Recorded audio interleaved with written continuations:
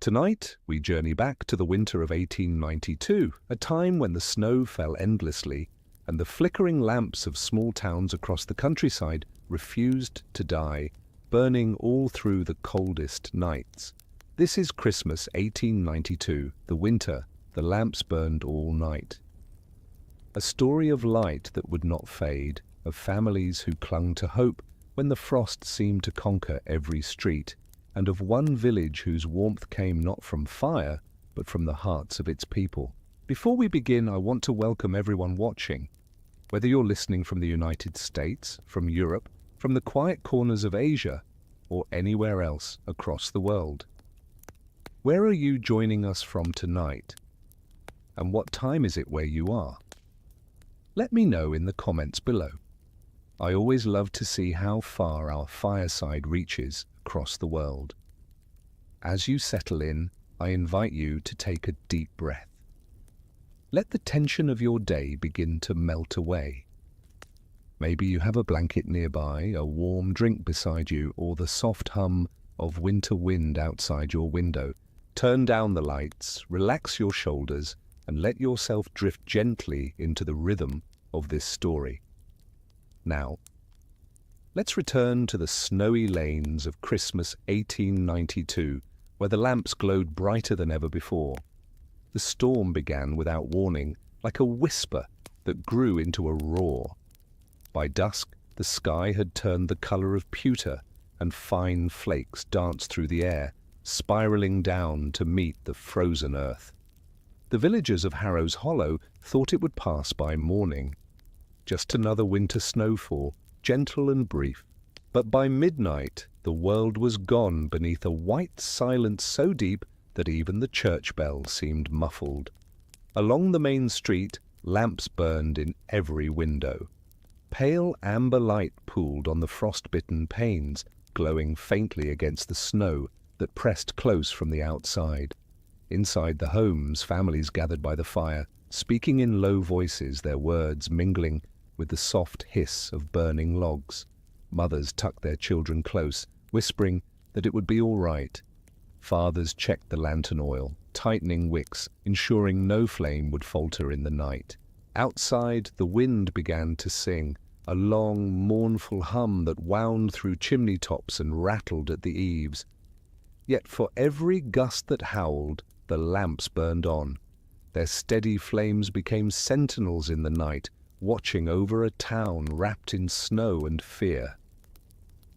And somewhere, beyond the far hill, a traveler walked alone, a small figure against a white wilderness, carrying a lantern whose glow wavered but never went out. The traveler's name was Elias Wren, a man known in the nearby villages for his quiet kindness and the way he always carried light wherever he went. On that terrible night of 1892, Elias trudged through the drifts, his boots sinking deep into the frozen whiteness. Each breath formed a cloud before his face, vanishing into the darkness.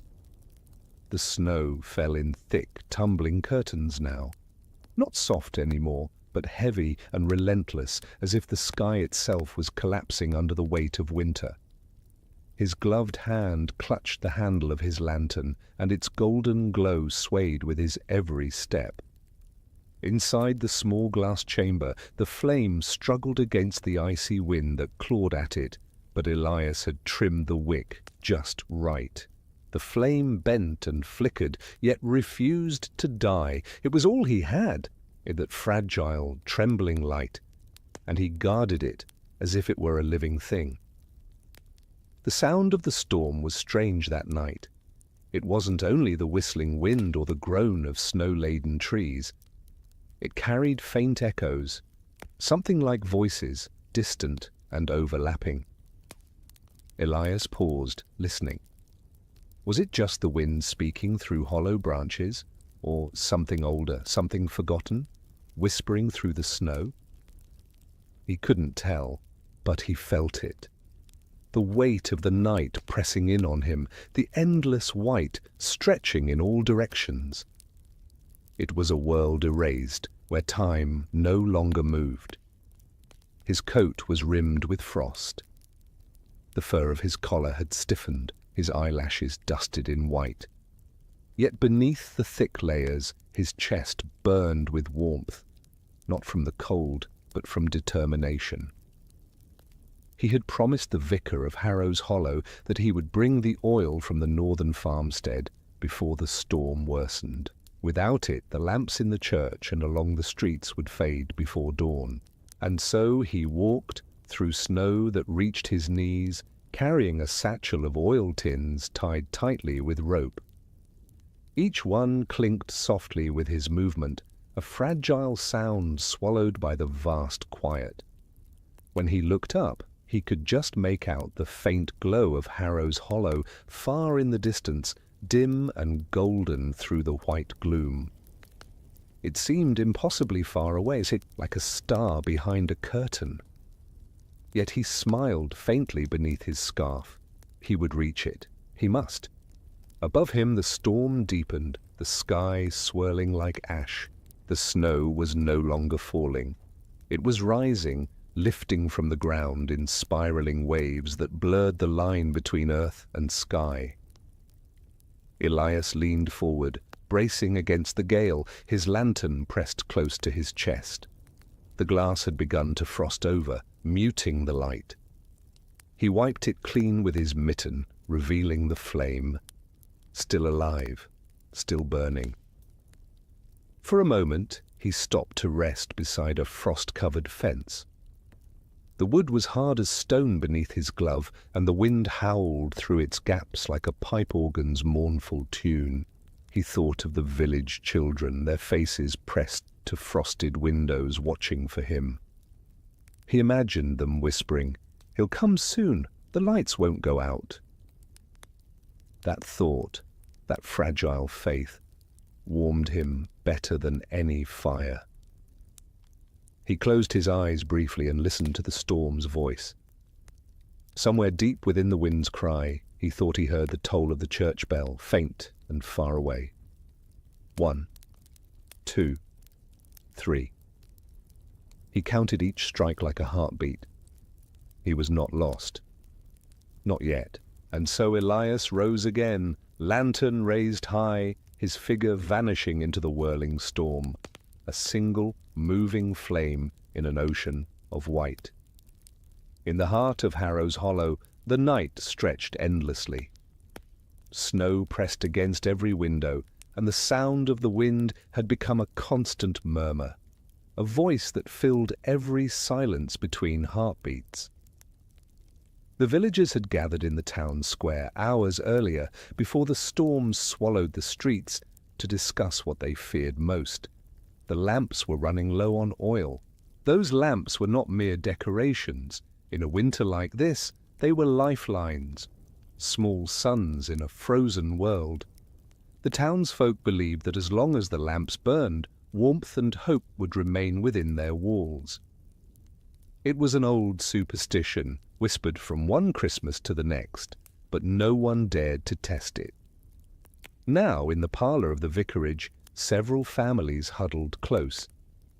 The fire crackled low, its orange embers pulsing softly, while frost crept along the window panes like white lace. The vicar, Father Alcott, sat near the hearth, rubbing his hands together as he stared into the flames.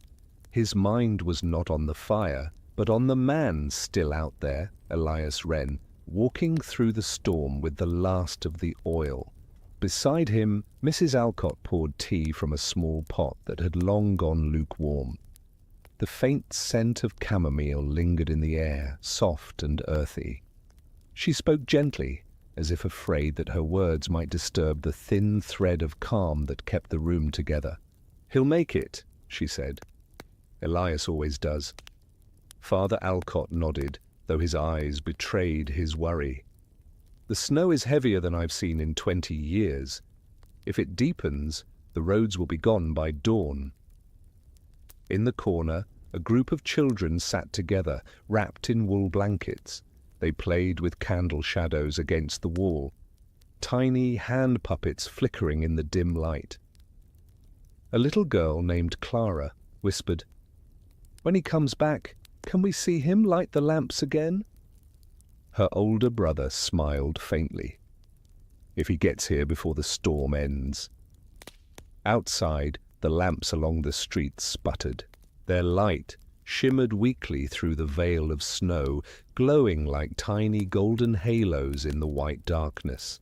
Every window that faced the street showed the same picture: faces pressed close to glass, eyes searching for movement beyond the storm.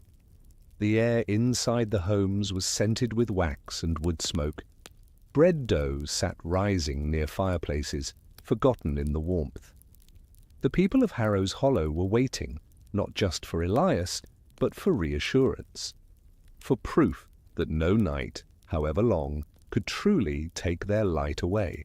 At the edge of town, an old man named Thomas Greer stood watch beside the last working street lamp. He was the lamplighter, his hands trembling with age, his breath visible in the cold. He had tended those flames for nearly 50 winters, and tonight he refused to leave them. He whispered to the glass of the lamp, "Stay with me now, just until he returns." He touched the post lightly, feeling its chill, and peered into the storm. Somewhere beyond, he knew Elias was fighting his way home. And until the first glimmer of that lantern appeared through the snow, Thomas would not move an inch. Inside the church, the great oil lamp that hung from the ceiling flickered weakly. Its flame bowed low, swaying with every breath of wind that seeped through the cracks in the wood. The choir benches were empty, the hymn books closed, yet still the silence inside felt sacred. And as the bell tower creaked above the drifting snow, the villagers of Harrows Hollow waited for light, for warmth, for the man who carried both. The road that led to Harrows Hollow was no longer a road at all. It had become a pale ribbon of uncertainty, buried beneath drifts that twisted like dunes beneath the swirling wind. The fences that once marked the boundaries of fields had vanished entirely, leaving only faint humps of snow to hint at where they stood. Every sound was softened. Even the crunch of Elias Wren's boots seemed muted, swallowed whole by the vastness of the storm. He leaned forward, his shoulders bowed, the lantern clutched close to his chest as though it were his own beating heart. Each step was a struggle. The snow reached nearly to his thighs now, and the weight of his satchel pressed painfully across his back. His breath came ragged, and frost clung to the wool of his scarf. He could no longer see more than a few feet ahead. The world was a blur of white and wind. But he pressed on, his mind fixed on one image, the glow of Harrows Hollow, the lamps burning in the windows, and the faces of children waiting behind glass. The wind tore at his cloak, flinging snow like shards of glass. It stung his cheeks, seeped through his boots, and numbed his fingers until he could barely feel the lantern handle. Still he didn't stop. Every few steps he whispered something under his breath, not words of complaint, but a quiet prayer. "Keep the flame. Keep the flame." The rhythm of the phrase helped him keep pace. Step by step, breath by breath, he walked. After some time, though he could not tell how long, he saw something dark beneath the snow. He bent down and brushed it aside with his mitten. It was a milestone, its carved numbers nearly worn away by age. He traced the faint letters with his gloved fingers. Harrows Hollow. 2 miles. Only 2 miles left, but 2 miles in a storm like this could feel like forever. He pushed onward. The land began to dip, sloping into a shallow valley. Here the snow had gathered in great, uneven mounds. In places it rose so high that Elias had to crawl across the top, using his elbows to keep from sinking. His lantern swung beneath him, its light spilling through the snow like sunlight through ice. At one point, the wind lulled for just a moment, the first silence he'd heard all night. In that stillness, Elias could hear the faintest sound, running water. He realized he was near the old brook, the one that wound down from the hills. It wasn't frozen solid yet, which meant he was close to the lower path leading to the bridge. But when he reached it, he saw that the bridge was gone. The wooden planks had collapsed under the weight of the snow and ice, leaving a black gap in the whiteness below. He crouched on the bank, staring across the narrow gorge. The stream beneath moved sluggishly, dark as ink, rimmed with ice. For a moment he simply stood there, snow piling on his shoulders, the flame trembling inside the lantern glass. Then he tightened his grip, lowered himself carefully, and began to cross. The ice groaned beneath his boots, a low, terrible sound, like something alive. He spread his weight, moving slowly, each step deliberate. The current moved just beneath the frozen surface, swirling like smoke. His reflection wavered in the faint light, ghostly and thin. Halfway across, the ice cracked. He froze, holding his breath. The crack widened, spidering across the surface beneath his boots. For a second, the world seemed to tilt. Then, mercifully, the sound stopped. He exhaled shakily and stepped again. When he reached the far bank, he sank to his knees, gripping the snow-covered earth with trembling hands. His lantern light cast a golden halo around him, touching the frost-covered reeds, the faint shimmer of water below, and the path beyond. He had made it across. As he stood again, brushing snow from his coat, the first true fear of the night passed from him, replaced by something else. A strange, quiet resolve. He whispered again to the flame, almost like a companion. Only a little further now, just a little further. And so he went on, following the ghostly outline of the road beneath the snow, toward the lights that waited for him in the heart of Harrows Hollow. In the center of Harrows Hollow, the old church of St. Bridget stood like a guardian in the snow.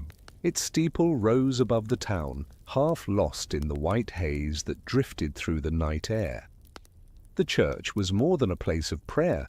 It was a sanctuary, a keeper of warmth and faith when the world outside turned cold and uncertain. Inside, the air was faintly scented with melted wax and evergreen boughs. A few candles flickered before the altar, their flames bending gently in the draught that crept through the ancient stone walls. The pews were filled with townsfolk wrapped in shawls and coats, their faces pale in the golden half-light. The belfry lamp, a large iron lantern that had burned above the church for as long as anyone could remember, was guttering low. The oil had nearly run dry. Each flicker cast long shadows up the pillars, like fingers reaching toward heaven. Father Alcott climbed the narrow staircase to the bell tower, his boots echoing softly on the worn wooden steps. The sound was hollow and lonely in the vast silence of the storm outside. When he reached the top, the cold air rushed in through the open slats, biting at his face. He looked out over the snow-covered town. The lamps along the streets were dimming one by one, their flames shrinking behind layers of frost. Only a few still burned brightly. The lamplighter, Thomas's post, among them. The old man stood motionless beside it, a dark silhouette in the storm, his coat flapping like a flag in the wind. Father Alcott pressed a hand against the lantern glass in the tower. It was warm, but fading. He whispered softly, "Hold on, Elias. Just a little longer." From the tower's height, he could see the great white plain stretching out beyond the edge of town. Nothing moved, no light, no sign of the man they waited for. Below, the villagers prayed in murmurs. The church organ, cold and silent, stood in the corner beneath a cover of dust. The hymn books lay unopened on the front pew, but every so often someone began to hum a carol under their breath. Silent Night, or The First Noel, their voices trembling like the flames of the candles that lined the aisle. Snow pressed against the windows, sealing the world outside. The wind wailed through the eaves, a ghostly chorus that rose and fell like the sea. Then a small boy ran up the aisle to the altar. His name was Jonas Bell, the blacksmith's son. His cheeks were flushed from the cold, his mittens damp with melted snow. He tugged at Father Alcott's coat and whispered, "Father, I saw something. Out by the ridge." The vicar crouched down, his heart quickening.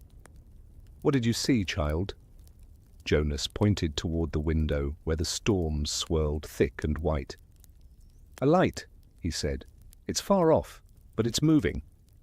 Father Alcott turned, peering through the frosted glass.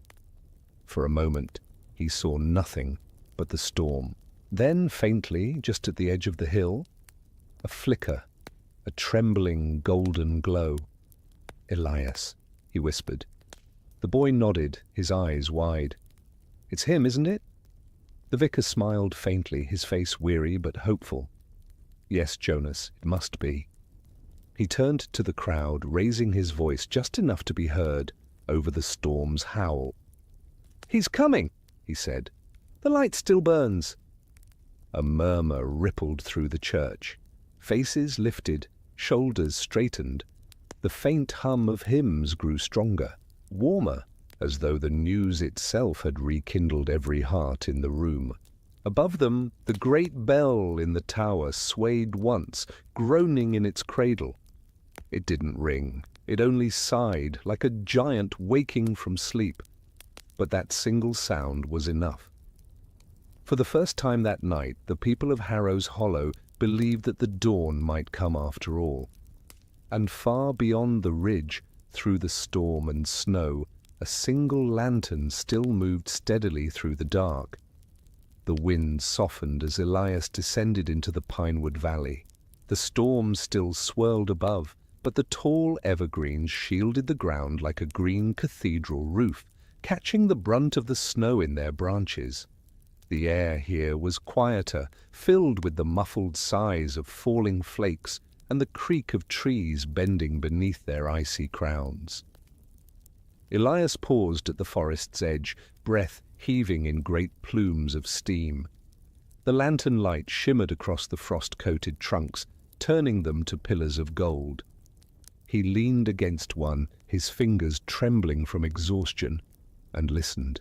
Beneath the whisper of the pines, he could hear a low, steady hum, the sound of his own heartbeat echoing in the stillness. He was tired. Every muscle in his body ached from the long push through the storm. His boots were soaked, his legs stiff, and his back burned from the weight of the satchel full of oil. Yet still he moved, step by slow step, along the narrow path that wound like a ribbon through the trees. The snow beneath his boots gave a soft, almost musical crunch. It was a strangely soothing sound, steady and rhythmic, like the ticking of a clock. The lantern swayed with each motion, casting small arcs of amber light on the path ahead. Occasionally, a gust of wind would shake loose a shower of snow from the branches above, landing on his shoulders in soft, cold bursts. There was something deeply peaceful about the forest despite the cold. The scent of pine resin hung in the air, sharp, clean, alive.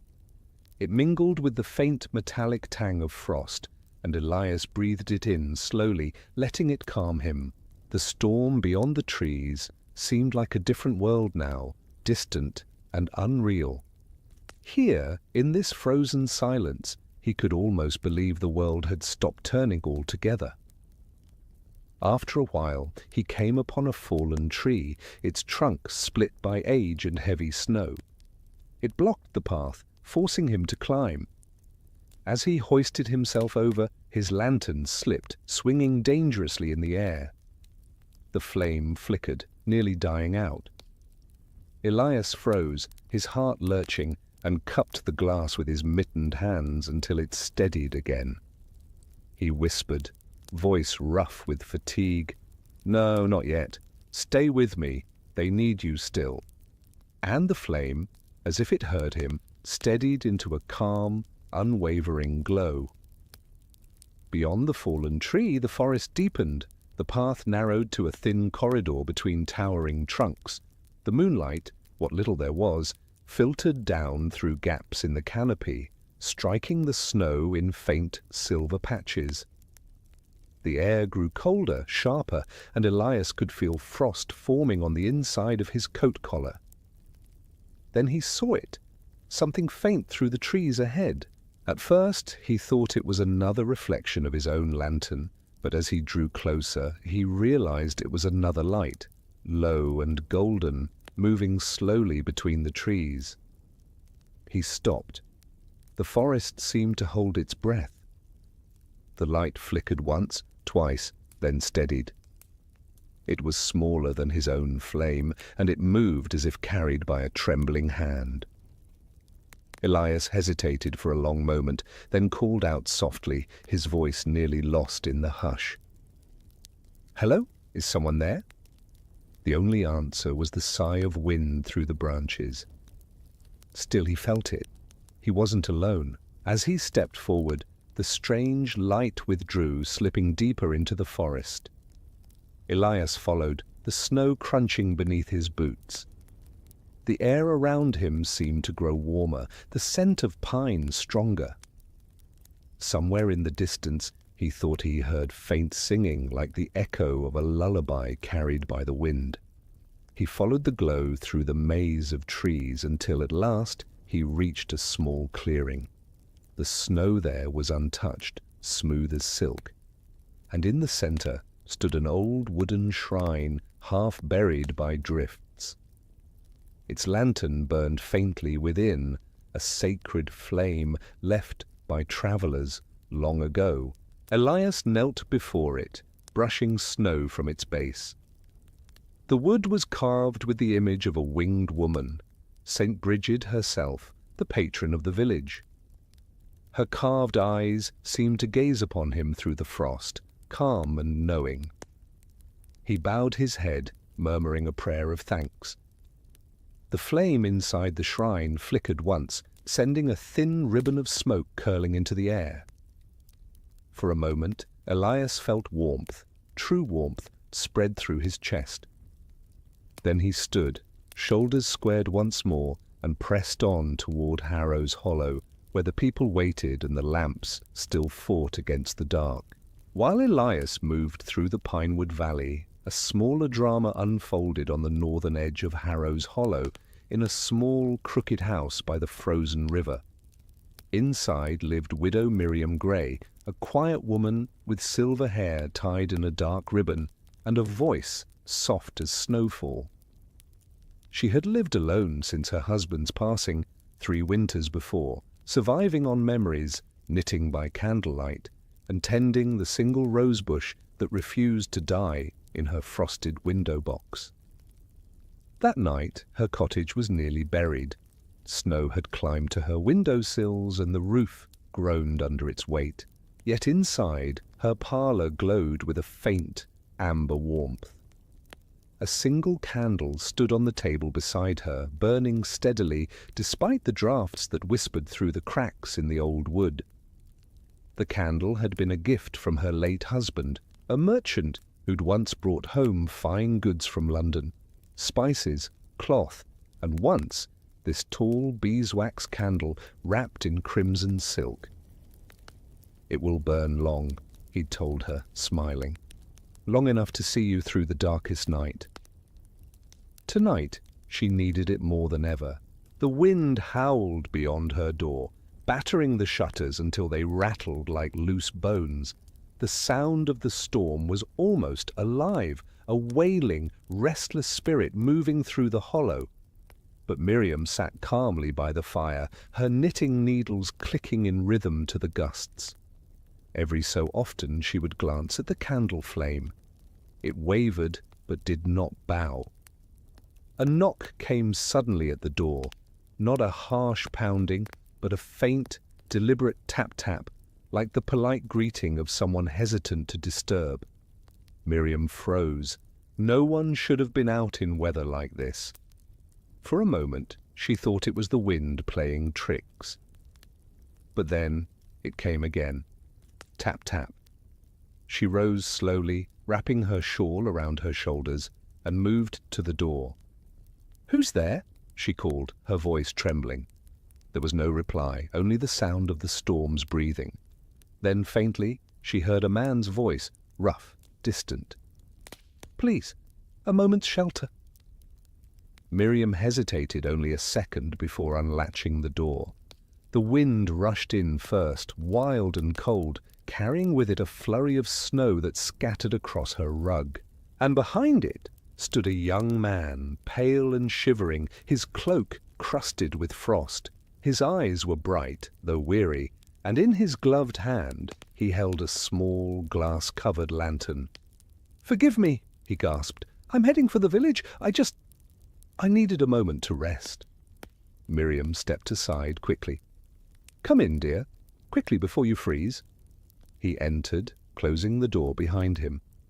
The warmth of the fire washed over his face, and he exhaled a sigh that trembled like relief.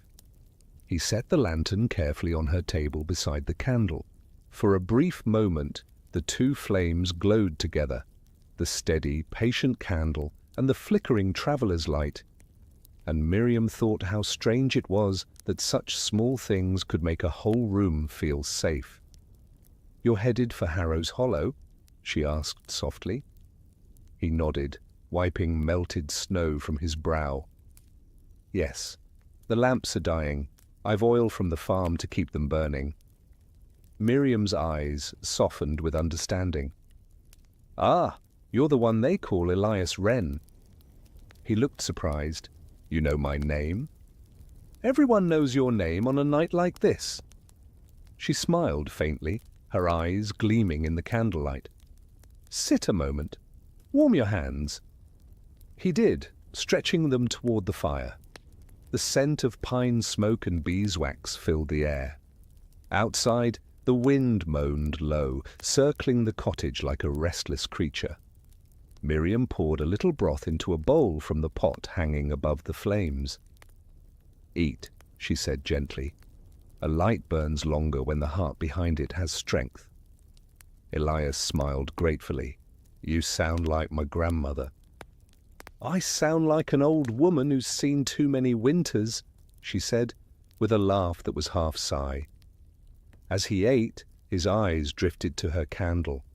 It burned tall, unwavering, though the draught from the chimney should have made it dance. There was something steady, almost sacred, in its glow. "That's a strong flame," he murmured. Miriam nodded. "It's burned every Christmas since the night I lost my husband. I light it to remind myself that love doesn't end when the body fades. It changes shape, becomes warmth, or light, or memory." Elias looked at her for a long moment. "Then perhaps all our lamps are like that, reminders of what we're still holding on to." The widow smiled, her eyes glistening. "Then go, Elias. Carry that warmth with you. I'll keep this candle burning until you reach them." He stood, refastened his cloak, and took up his lantern. As he opened the door, the cold rushed in again, fierce and alive, but this time it felt weaker, as if even the storm bowed before the two flames that now burned behind him. As he stepped into the snow, he glanced back once.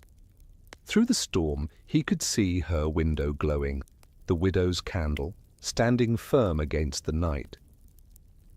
And for the first time in hours, Elias felt the weight of the storm lessen just a little. Elias followed the river south, guided by the sound of its slow, muffled current moving beneath sheets of ice. The water's voice was strange in the stillness, a whispering murmur that echoed off the snowy banks, as if the river itself remembered warmer days and was softly mourning their loss. The light from his lantern fell in narrow ribbons across the frost, glinting faintly on the frozen ripples that looked like glass waves captured mid-motion. The night was growing colder, the kind of cold that doesn't simply bite at the skin, but sinks deep into the bones, hollowing out every breath. Elias felt his fingers stiffen around the lantern's handle, his joints aching with each movement. But in his mind, he could still see Widow Miriam's candle. Tall, serene, unwavering. That image kept him upright, step after slow step, through the endless white. After an hour of walking, he came to the old stone bridge that crossed the lower bend of the river, a relic from before the village was built. It arched gracefully over the water, its stones slick with frost and draped in snow. Beneath it, the river moaned softly, pressing against the ice as if longing to break free. Elias paused at the bridge's foot, lifting his lantern higher. The light painted the stones in a soft amber hue, revealing cracks that spidered across the surface like veins of time. A faint mist hung over the water below, glowing faintly gold in the lantern's reach. He remembered the stories told in Harrows Hollow, that this bridge was once called the Bridge of Echoes, where travellers could hear their own hearts reflected in the whisper of the wind. Some said the bridge held memories of everyone who had ever crossed it, their hopes and fears caught in the stones like breath trapped in glass. Elias smiled faintly to himself. "Then remember me kindly," he murmured. He took his first step onto the bridge. The stone groaned beneath his boot, a long, low creak that sent a chill up his spine. Snow slid down from the arch above, landing in powdery heaps near his feet. He moved carefully, the lantern swaying with each cautious motion. Midway across, he stopped. There, faint but clear, came the echo of footsteps behind him. He turned sharply, raising the lantern high. The light spilled across the bridge's length, but the path behind him was empty. Nothing but the swirl of falling snow and the whisper of wind moving through the arches. Still, the sound came again.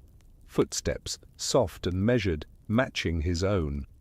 Elias's breath quickened. "Who's there?" he called out, his voice cracking in the cold. Silence.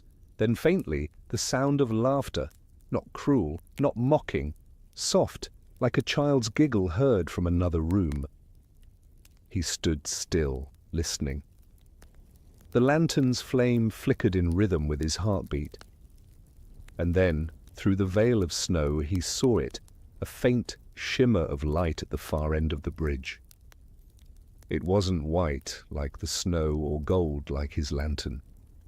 It was blue, soft, ethereal, like moonlight caught in mist.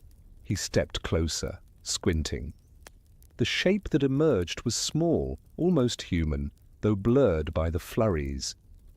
It moved slowly, drifting more than walking, the way fog curls through the morning air.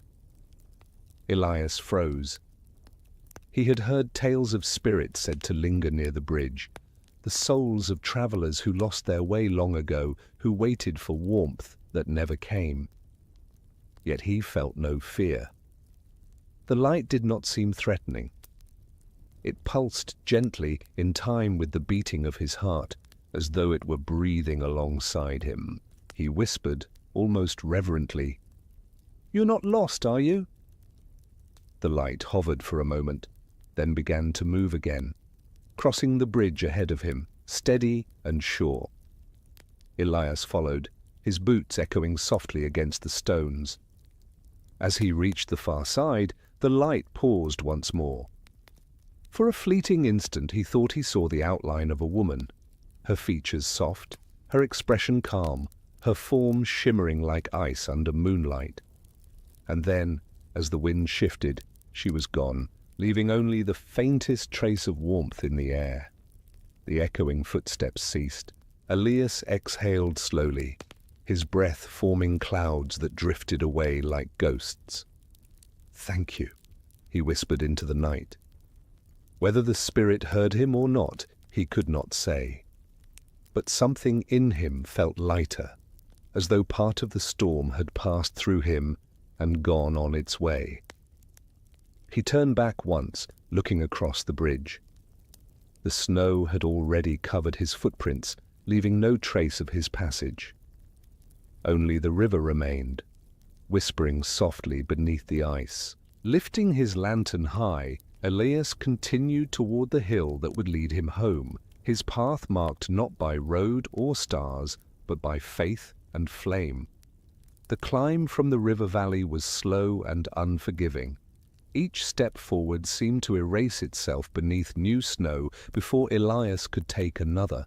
The world had become a swirl of white and shadow, sky and ground blending into one endless storm. The lantern's golden glow carved only a small circle of light around him, a fragile world in which he could still exist. Beyond it, the darkness pressed close, heavy and infinite. He walked with his head bent low, the snow stinging his face like 1,000 needles. The wind had changed. It no longer howled but hummed, a low, resonant tone that seemed to vibrate through the earth itself. It was almost melodic, like a choir singing from beneath the ground. Then faintly he realized what it was. Bells. At first he thought it was the church bell from Harrows Hollow, carried on the wind. But the sound was too close, too near, soft, repeating, almost mournful. It came from below him, beneath the snow-covered hill he was climbing. Elias stopped, breath catching in his throat, and turned his head. The sound came again, a chime, faint and hollow, followed by another. He lowered himself to his knees, brushing snow aside with his gloved hands. The drifts were thick, frozen in layers, but as he dug, a glimmer of metal caught the lantern's light. It was a small iron bell, half buried and swinging gently on a cord. He brushed more snow away and found another beside it, and another. A whole string of them stretched across the hillside, their faint motion stirred by the trembling wind. He recognized them at once. These were the shepherd's bells, once tied between the pastures and the ridge to guide livestock home during fog and storm. They had long been buried and forgotten, their cords entombed in frost. And yet somehow they were ringing tonight. Elias knelt there for a moment, lantern held low, watching them sway. The air around the bells shimmered faintly, each chime sending a tiny echo through the snow like ripples through still water. The sound was beautiful, haunting, delicate, full of memory. He remembered being a boy, standing beside his father in these same hills as the bells rang faintly in summer wind. "Listen close," his father had said. "They remind the lost where home lies." Elias closed his eyes. For the first time that night, he could picture Harrows Hollow clearly. The streets glimmering with frost, the church spire rising above the roofs, and the glow of lamps in every window. The village wasn't far now. He could almost feel its warmth on the wind, faint but steady. He stood slowly, brushing snow from his knees. As he turned to continue, one of the bells gave a sudden, clear note, bright and sharp, like a call. It startled him at first, but then he smiled. It was almost as if the valley itself was urging him onward. He whispered, "Then lead me home, if you will." The bells chimed again, softly, tenderly, and Elias followed their sound through the storm. The path wound upward, steeper with every step. The snow was thinner here, blown aside by the wind. The lantern's light caught glints of ice among the rocks, frozen rivulets that shimmered like tiny mirrors. Above him, the faint outline of the ridge came into view, a ghostly curve against the pale sky. As he neared the top, the bells grew fainter behind him, their song fading into the distance.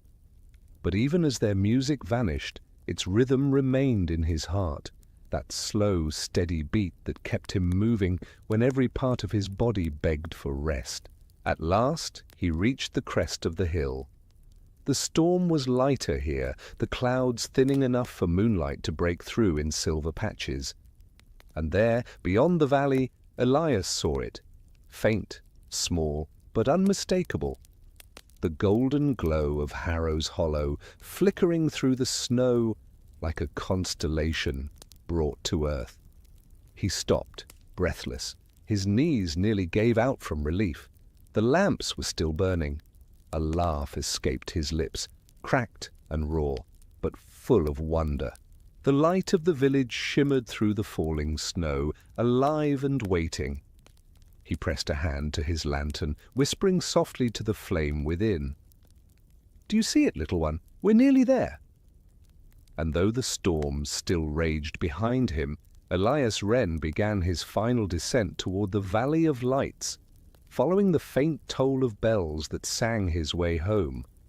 Elias began the descent carefully, leaning into the slope as the snow shifted beneath his boots. The hill was steep and slick, the path beneath hidden beneath layers of powder and ice. The lantern swung beside him, its soft golden light cutting narrow shapes through the storm.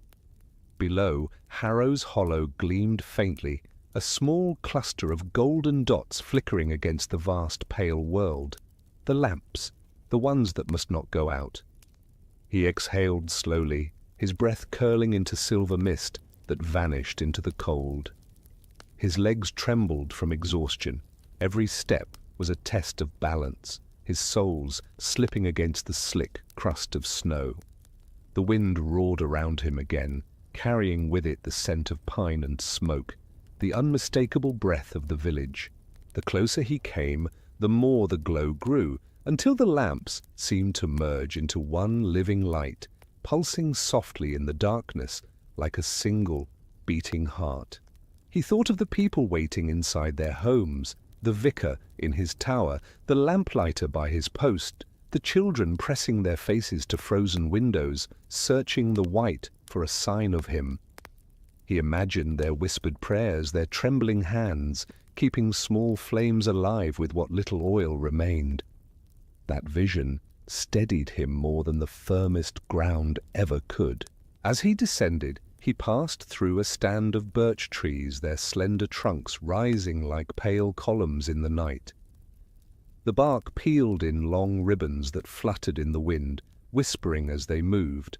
The lantern light gave their surfaces a ghostly sheen, and the snow beneath was scattered with fallen branches, delicate, brittle, gleaming faintly with frost. He paused to rest at the base of one tree, his back pressing against its cool bark. The wind hissed through the upper branches, carrying with it a faint melody. It wasn't the bells this time, but something softer, a harmony of sound that seemed to weave itself through the air. Perhaps the storm itself was beginning to tire, its anger fading into something gentler. The silence between gusts was immense. In that quiet, Elias became aware of the smallest details, the soft creak of the trees, the faint squeak of his lantern's hinge, the muffled rhythm of his own heartbeat echoing in his ears. Even the snow seemed to have sound, a crystalline whisper beneath his boots. He began walking again. Each step took him lower, closer to the first fence posts of the village outskirts. Through the storm he could now see the faint silhouette of rooftops, snow-capped and round, their chimneys breathing slow plumes of smoke into the air. The sight filled him with something that felt like gratitude and something deeper still, belonging. Halfway down, the wind shifted suddenly, strong enough to knock him sideways. He fell to one knee, the satchel slamming against his hip. The oil tins clinked sharply, their metal ringing like dull bells in the night. Elias gritted his teeth, pushing himself upright, clutching the lantern close. The flame flickered wildly, nearly snuffed out by the gust, but he cupped his hands around it, whispering through chattering teeth, "Not now!" "Not when we're so close." The flame quivered once, then steadied again, burning with renewed strength. He smiled faintly, though his lips were pale and cracked. "Good. That's it. We'll see them soon enough." The storm was easing now, the snowfall thinning into a gentle drift of white feathers that spiraled lazily through the air. Through the soft haze, Elias could finally see the road leading to the village gate, or what was left of it. The snow had nearly buried the signpost, but the words still glimmered faintly under a crust of ice. "Welcome to Harrows Hollow, light for the lost." He traced the letters with his mittened hand, brushing the frost away. It felt like touching something sacred, a promise etched in wood. As he stepped onto the road, the snow beneath his boots changed texture. Firmer now, packed from where wagons and footsteps had once passed. It was the first true road he'd felt in hours. The lantern light gleamed across the path ahead, showing faint impressions of footprints that had long since filled with snow. He followed them carefully, each step measured, deliberate. And then, faintly at first, he heard it. A new sound, rising above the wind. Voices. They were distant, muted by the storm, but unmistakably human. A soft chorus of song carried on the night air. It was the sound of the villagers singing in the church, their voices joining like threads of light weaving through the dark. Elias stopped, closing his eyes, listening. The melody was familiar. The old carol sung every Christmas Eve, the one his mother used to hum when he was a boy. The words drifted faintly through the snow. Through frost and fear our hearts shall stay, while lamps of love still light the way. Tears pricked his frozen lashes. The warmth in his chest spread, slow and sure. The people hadn't given up.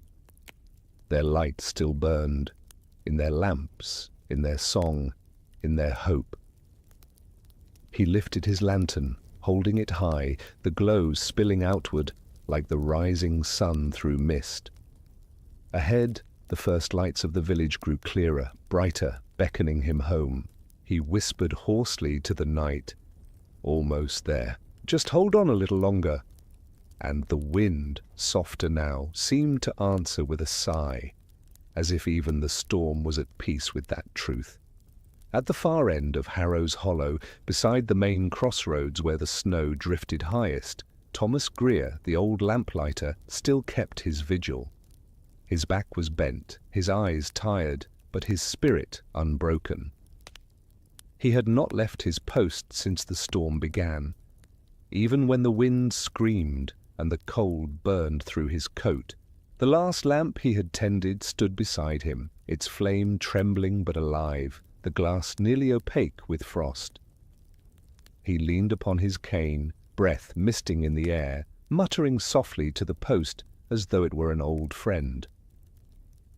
"Easy now, just a bit longer. Elias will come."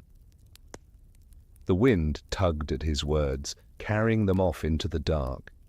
He shivered, pulling his wool scarf higher over his mouth. Around him, the world was silent, except for the low sigh of falling snow. The houses nearby were all shuttered tight, their windows glowing faintly behind curtains. Small pockets of warmth scattered through the deep blue night. Thomas's hands were stiff and red from the cold. He rubbed them together before holding them close to the glass of the lamp. Inside, the flame fluttered weakly, a faint pulse of light fighting against the frost that thickened with every breath of wind.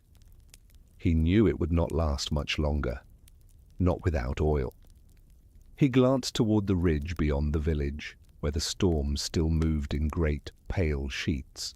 His eyes narrowed, the old instinct of a lamplighter, trained to spot a glimmer even through the fiercest fog, stirring awake. Somewhere beyond that snow he thought he saw it, a faint glow moving slowly between the hills. "Ah," he whispered, his lips cracking with a smile. "There you are." He straightened as best he could, brushing snow from his coat. "Come on, lad, let's see what light you've kept alive out there." The snow shifted around him in whispering waves. He took a few steps toward the ridge, his cane sinking deep with every move. Each breath he drew felt like inhaling glass, yet the sight of that distant, swaying glow filled him with a warmth that no fire could match. Behind him, the lamp sputtered. The wick was low, the oil nearly gone. Its flame dipped and flared, casting faint shadows that danced along the snow-covered fence posts.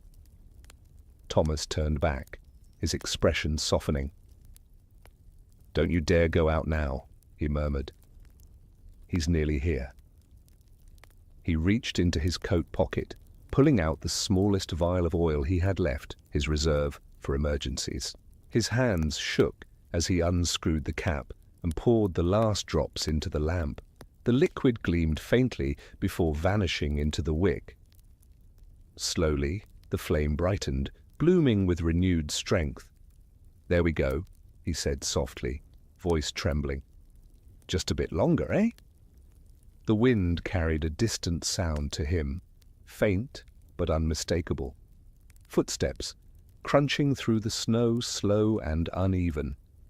He turned again, peering through the swirling white, and there, faint but real, he saw a figure descending the hill. A small lantern swayed from the traveller's hand, its glow warm and alive. Thomas's throat tightened. He blinked hard, his eyes wet not from cold, but from sudden, overwhelming relief. "Elias," he whispered. "You mad, blessed fool, you made it." He shuffled forward, waving his cane weakly in the air, his voice cracking against the wind. "Here! Over here, lad! Follow the light!" The figure below lifted his lantern in reply, and for a moment 2 distant glows shone across the snow, calling to each other like stars across the night. Elias quickened his pace, though every step seemed to drag at his legs. His satchel clinked softly at his side. He was close now, close enough to see the outlines of houses, the crooked rooftops, and the leaning lamp-posts that lined the road. And at the very end of that road he saw Thomas, old, stooped, stubborn Thomas, standing beside the last lamp in the village, keeping it alive with the final drops of oil. The sight struck Elias deeply. The man's silhouette, framed by that trembling glow, looked almost eternal, a guardian of light, holding his post against the endless dark. He wanted to call out, to tell him he'd brought enough oil to keep the lamps burning through Christmas and beyond, but his voice caught in his throat. Instead, he lowered his head and pressed forward, the light of his lantern merging gradually with the village's faint, golden haze. Thomas waited, still as a statue, snow piling on his shoulders. His heart thudded with each flicker of approaching light. The boy he'd taught to light lamps so many winters ago, the boy who'd become the hope of the village, was coming home. When Elias finally reached him, breathless and frostbitten, Thomas smiled through cracked lips. "Took you long enough," he rasped. Elias managed a grin despite the exhaustion. "I told you, I'd bring the light back."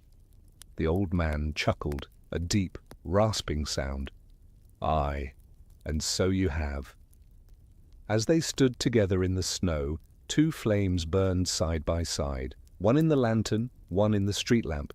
Small, steady, defiant. Beyond them, the rest of the lamps waited in silence, each one holding its breath for the oil that would soon bring them back to life. Elias and Thomas stood shoulder to shoulder in the snow, their breath forming silver clouds that mingled in the frigid air. For a long moment, neither spoke. The storm had eased to a gentle drift, flakes spiraling slowly like ash from a dying fire. The lantern in Elias's hand and the lamp beside Thomas burned together, 2 golden hearts beating in the darkness. At last, Thomas exhaled and reached out, resting a gloved hand on the younger man's arm. "You've done it, lad," he said softly. "They'll see this light and know the worst is over." Elias nodded, his face pale and wind-burned, his eyes glassy with exhaustion. "Not yet," he murmured. "There's still work to do." He slipped the satchel from his shoulder and crouched, untying the cords that bound it shut. Inside were 4 metal tins, their sides dented but intact. When he opened the first, the faint scent of lamp oil drifted into the air. Sharp and clean, carrying with it the promise of warmth, Thomas watched, awe softening his weathered face. "Saints bless you, boy. That's enough for every lamp in the hollow." Elias smiled faintly, his lips cracked and bleeding from the cold. "Then let's see them shine again." They moved together down the road, the snow crunching softly beneath their boots. The world was silent, except for their breaths and the faint creak of hinges, as one by one they lifted the glass covers of the lamps that lined the street. Each flame within flickered low, weak but alive, waiting for renewal. Elias poured oil carefully, the golden liquid gliding smooth as honey, and Thomas trimmed the wicks with his pocket blade. When they lit the first lamp anew, it flared to life with a soft whoomph, its light spilling wide across the snow. The glow touched the walls of the nearest houses, turning their frosted windows into sheets of molten amber. For the first time that night, the shadows retreated. Elias moved to the next, then the next. His fingers were numb, but he worked methodically, his movements sure despite the ache in his body. Each lamp that caught flame seemed to breathe, a slow exhale of light after a long silence. Soon the main street was lined with warmth once more, the golden glow stretching from end to end like a ribbon of fire. From behind shuttered windows, faces began to appear. Curtains parted, and wide, wondering eyes peered out into the night. A child gasped, pointing, "Mama, the lights! They're coming back!" Doors opened, cautious at first, then in wonder.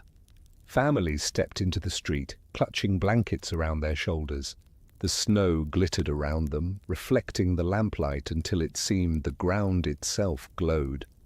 Father Alcott was the first to speak, his voice carrying gently through the still air. "Praise be," he murmured. "He's returned." He walked down the lane, his robes trailing through the snow, until he reached Elias and Thomas. The vicar's eyes were wet with tears, his face lit by the nearest lamp. "You've saved us, my son," he said. "You've kept the promise of Christmas alive." Elias shook his head weakly. "It wasn't just me," he said, voice low. "The lights never truly went out. They were waiting. I just helped them breathe again." The vicar smiled softly, laying a hand on his shoulder. "Even so, your flame guided them. You've done God's quiet work this night." As the lamps continued to flare back to life, the streets transformed. The golden light spilled over fences, rooftops, and church doors, touching the frozen world with warmth. Snow crystals glittered like stars, scattered underfoot. The townsfolk began to sing. Softly at first, then stronger, voices weaving together with the hiss of lamps and the hush of snow. The melody rose gently, a living hymn carried by wind and faith alike. Thomas, standing beside Elias, chuckled through his exhaustion. "Listen to that," he said. "You brought back more than light. You brought them hope." Elias looked down the glowing street, his vision blurring from fatigue and emotion. "Hope burns the longest," he whispered. The two men stood together, watching as the lamps blazed brighter, the golden chain of flame stretching all the way to the distant church tower. From its belfry, the great lamp, dim and weary only an hour before, caught the new glow and shone again, casting light across the rooftops of Harrows Hollow. The storm, as if defeated, began to drift away into the distance, leaving behind a deep, peaceful silence. Snow continued to fall, but now It sparkled. By the time Elias and Thomas reached the square, the storm had quieted to a whisper. The air was still, heavy with snow, but warm with the faint hum of human joy. Every lamp in Harrows Hollow burned now, golden, steady, and defiant against the night. Their glow wove through the streets like threads of fire, connecting every window, every heart. At the center of the square stood the church of St. Brigid, its tall steeple rising into the pale mist. Its great iron lantern, once guttering low, now shimmered anew, strengthened by the light that had returned to the streets below. The stained glass windows glowed softly from within, alive with color, reds and blues and greens dancing over the snow like reflections of forgotten summers. Elias stopped before the church gates, his breath catching. His body felt as though carved from ice, every muscle sore, every step an effort. But inside, warmth bloomed, quiet and certain. The vicar's words still lingered in his mind. "You've kept the promise of Christmas alive." Thomas placed a steadying hand on his shoulder. "You should rest, lad," he said, his voice rough but gentle. "You've done more than enough." Elias shook his head, smiling faintly. "Not yet. The church lamp still burns weak. I can see it flicker from here." Father Alcott, standing at the open doors, stepped forward. The candlelight behind him framed his silhouette like a halo. "Come in, Elias," he called softly. "Warm yourself. We can finish the rest." But Elias only lifted his lantern and began walking up the steps. "If I can still stand," he said, "then I can still light." The doors creaked open wider, letting out a wave of warmth and candle scent. The villagers who had gathered inside turned as he entered, men, women, and children whose faces glowed with relief and wonder. Some began to applaud softly, though most simply watched, hands clasped, hearts quiet. Elias walked slowly down the aisle. His boots left wet marks on the old wooden floor, the sound of his steps echoing faintly through the vaulted ceiling. The air inside smelled of pine and wax, of stone warmed by prayer. The organ sat silent in the corner, but it didn't matter. The hush of reverence filled the space. When he reached the altar, he set down his satchel. His fingers trembled as he opened the final tin of oil. He climbed the narrow steps up to the great lamp, an ancient iron fixture suspended by a chain from the rafters. Its wick had burned almost to the base. The flame wavered, dim and tired. He poured the last of the oil carefully, hands steady despite the fatigue that pulled at him. Then, lowering his lantern, he touched its flame to the lamp's wick. For a heartbeat, nothing happened. Then, with a sound like a soft sigh, the wick caught. The flame bloomed slowly, unfurling into life. Small at first, then taller, brighter, fuller. The light spilled outward, touching the pews, the rafters, the faces of those gathered. The church brightened until even the darkest corners glowed with golden warmth. Someone began to weep softly. Others bowed their heads. Thomas, standing at the doorway, whispered, "He's done it. The light's whole again." The vicar crossed himself, voice trembling. "It is as if the sun itself were reborn inside these walls." Elias stepped back from the lamp, his work done. The flame reflected in his eyes, twin mirrors of gold. For the first time that night, he felt the exhaustion leave him, not replaced by strength, but by peace. The villagers began to sing once more, but now their voices were not weary. They were joyous. The hymn rose up through the church, like wings unfurling, rich and full, filling every space with life. Outside, the last of the storm clouds began to drift apart. Through the window above the altar, a faint shimmer of moonlight broke through, joining the glow of the lamp until the whole church seemed to breathe with light from both heaven and earth. Elias closed his eyes for a moment, letting it all wash over him, the warmth, the sound, the peace. And for the first time in hours, he allowed himself to rest. He turned toward the congregation, his voice low but clear. "The lamps will burn all night," he said. "Let them be our promise, to never let darkness stand alone." The people nodded, some smiling, others weeping quietly. And as Father Alcott stepped forward to embrace him, the great bell in the tower began to ring, slow, solemn, triumphant. Its deep tones rolled through the night, echoing across the valley, carrying with it the message that light, faith, and warmth had endured another storm. Elias looked up toward the sound, whispering a prayer only he could hear. Outside, beyond the snow, the world seemed to listen. When the church bell's final echo faded into the hush of snow, Harrows Hollow seemed to exhale as one living being. The storm was gone. The air had turned still and soft, as if the world itself wished not to disturb the peace now settled over the village. Elias stepped out of the church, the warm glow spilling behind him through the heavy wooden doors. All along the streets, every window burned with light. Soft candle flames, hearth fires, lanterns and oil lamps, all joining in a silent chorus of warmth. The village, once dark and frozen, now shimmered in hues of gold and amber, the snow reflecting it all like polished glass. The rooftops gleamed faintly, crowned in starlight. The smoke from the chimneys rose straight and calm, no longer torn by wind. The silence wasn't empty. It was full of presence, a kind of reverent stillness that only follows great struggle and survival. Elias stood on the church steps for a long while, his lantern still in hand, though he no longer needed it. His breath came slow and even, a white thread in the cold night air.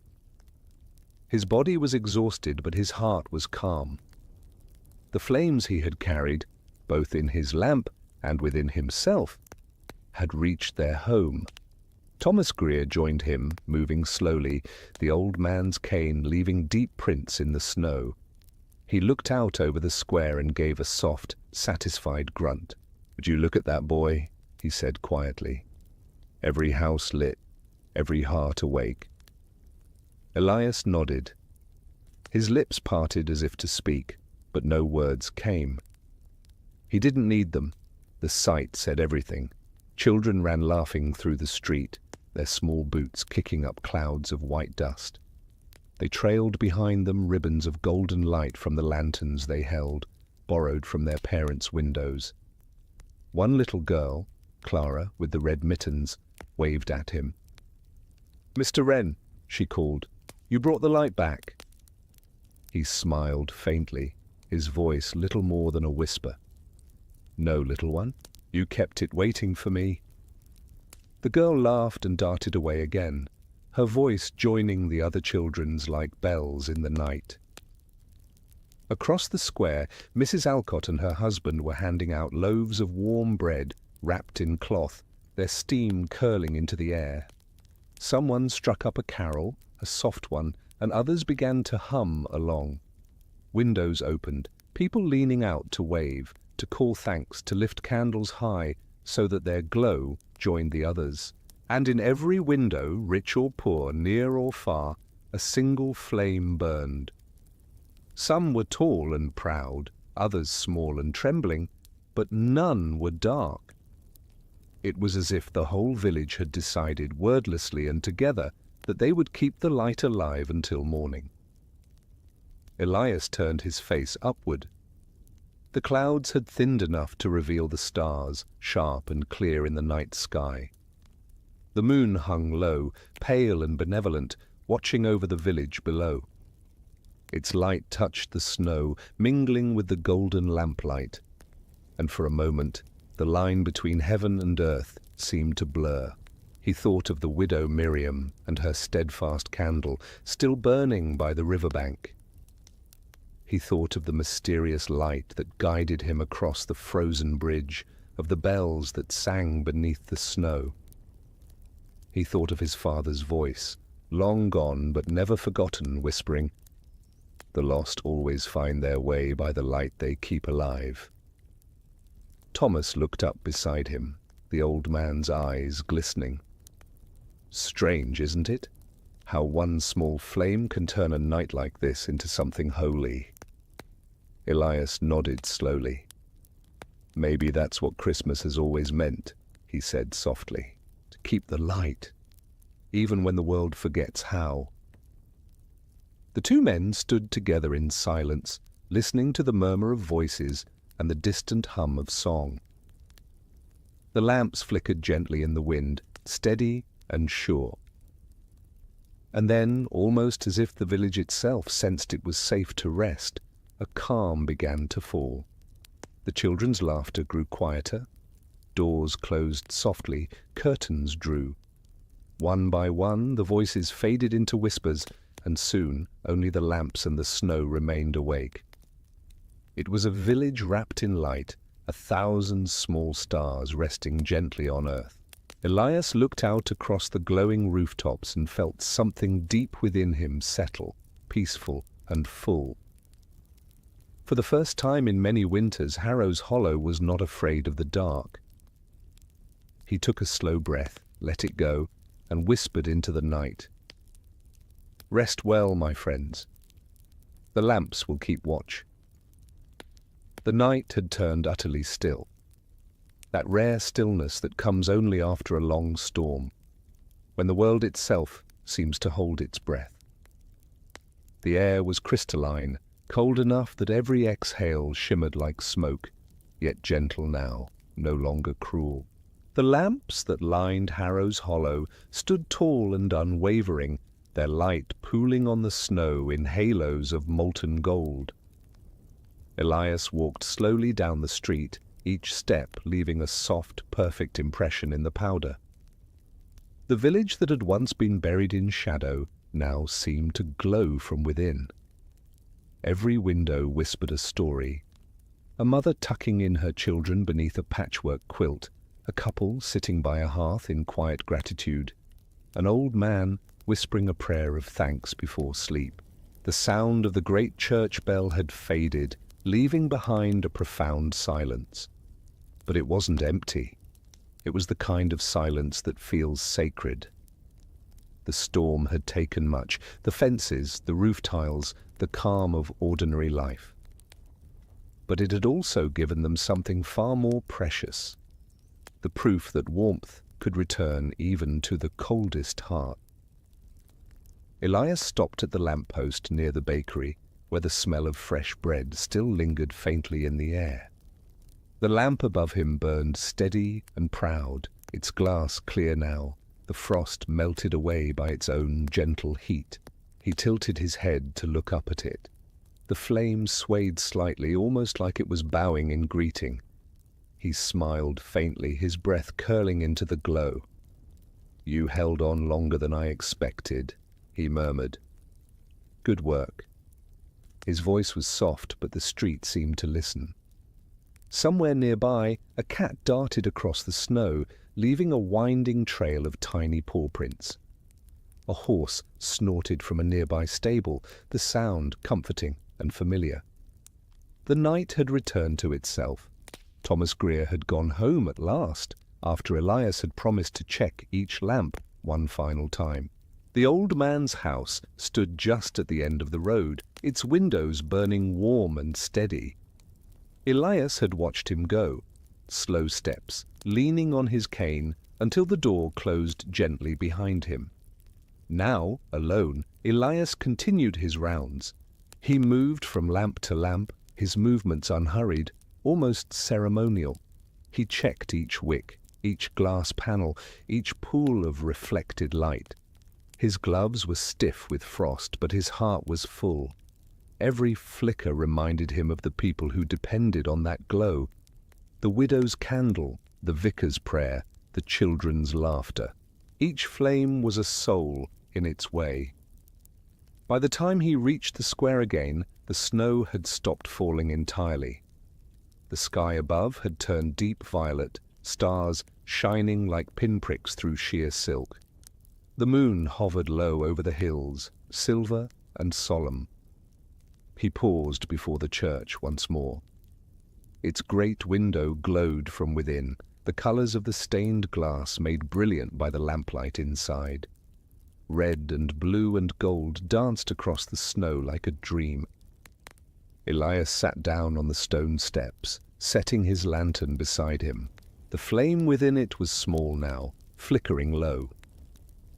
He loosened his scarf and leaned back, resting his head against the cold stone wall. For the first time since he'd left the northern farm, he allowed himself to breathe, really breathe, without rush or fear.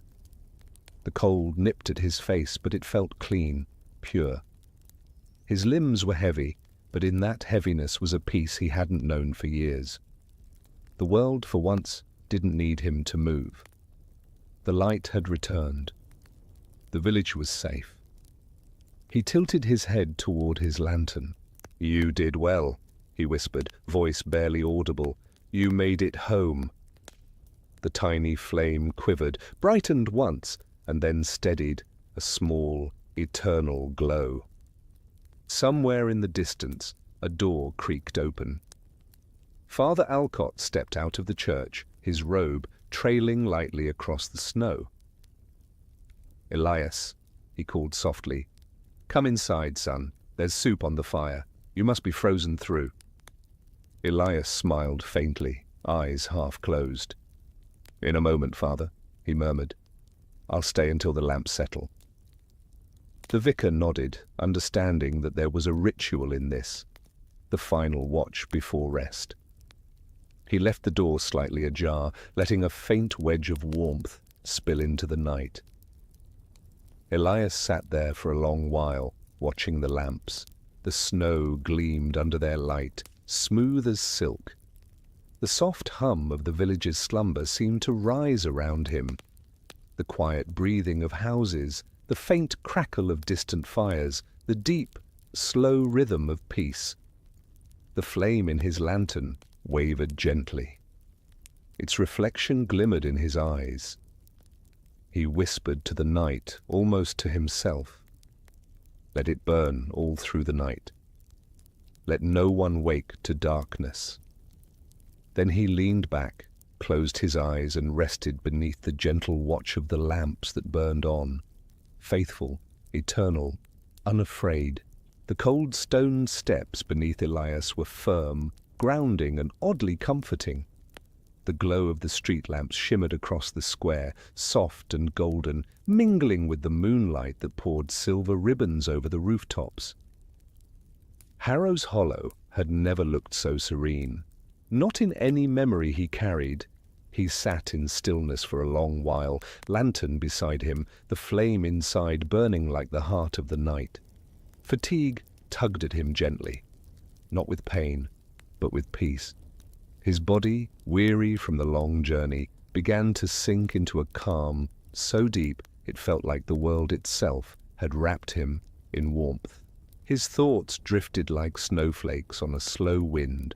The sounds around him blurred into a quiet lullaby, the faint crackle of a chimney, the sigh of wind in the trees beyond the village, the distant murmur of an owl calling from the hills.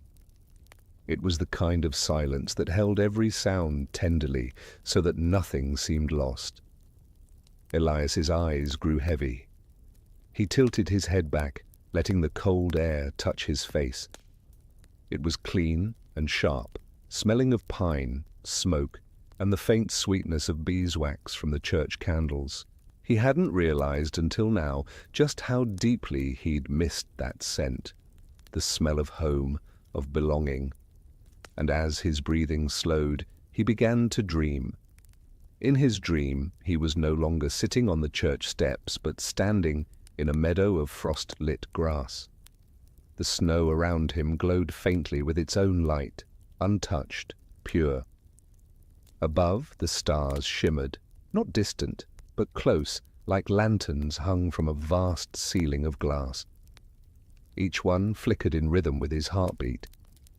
From the far edge of the meadow, a figure began to walk toward him.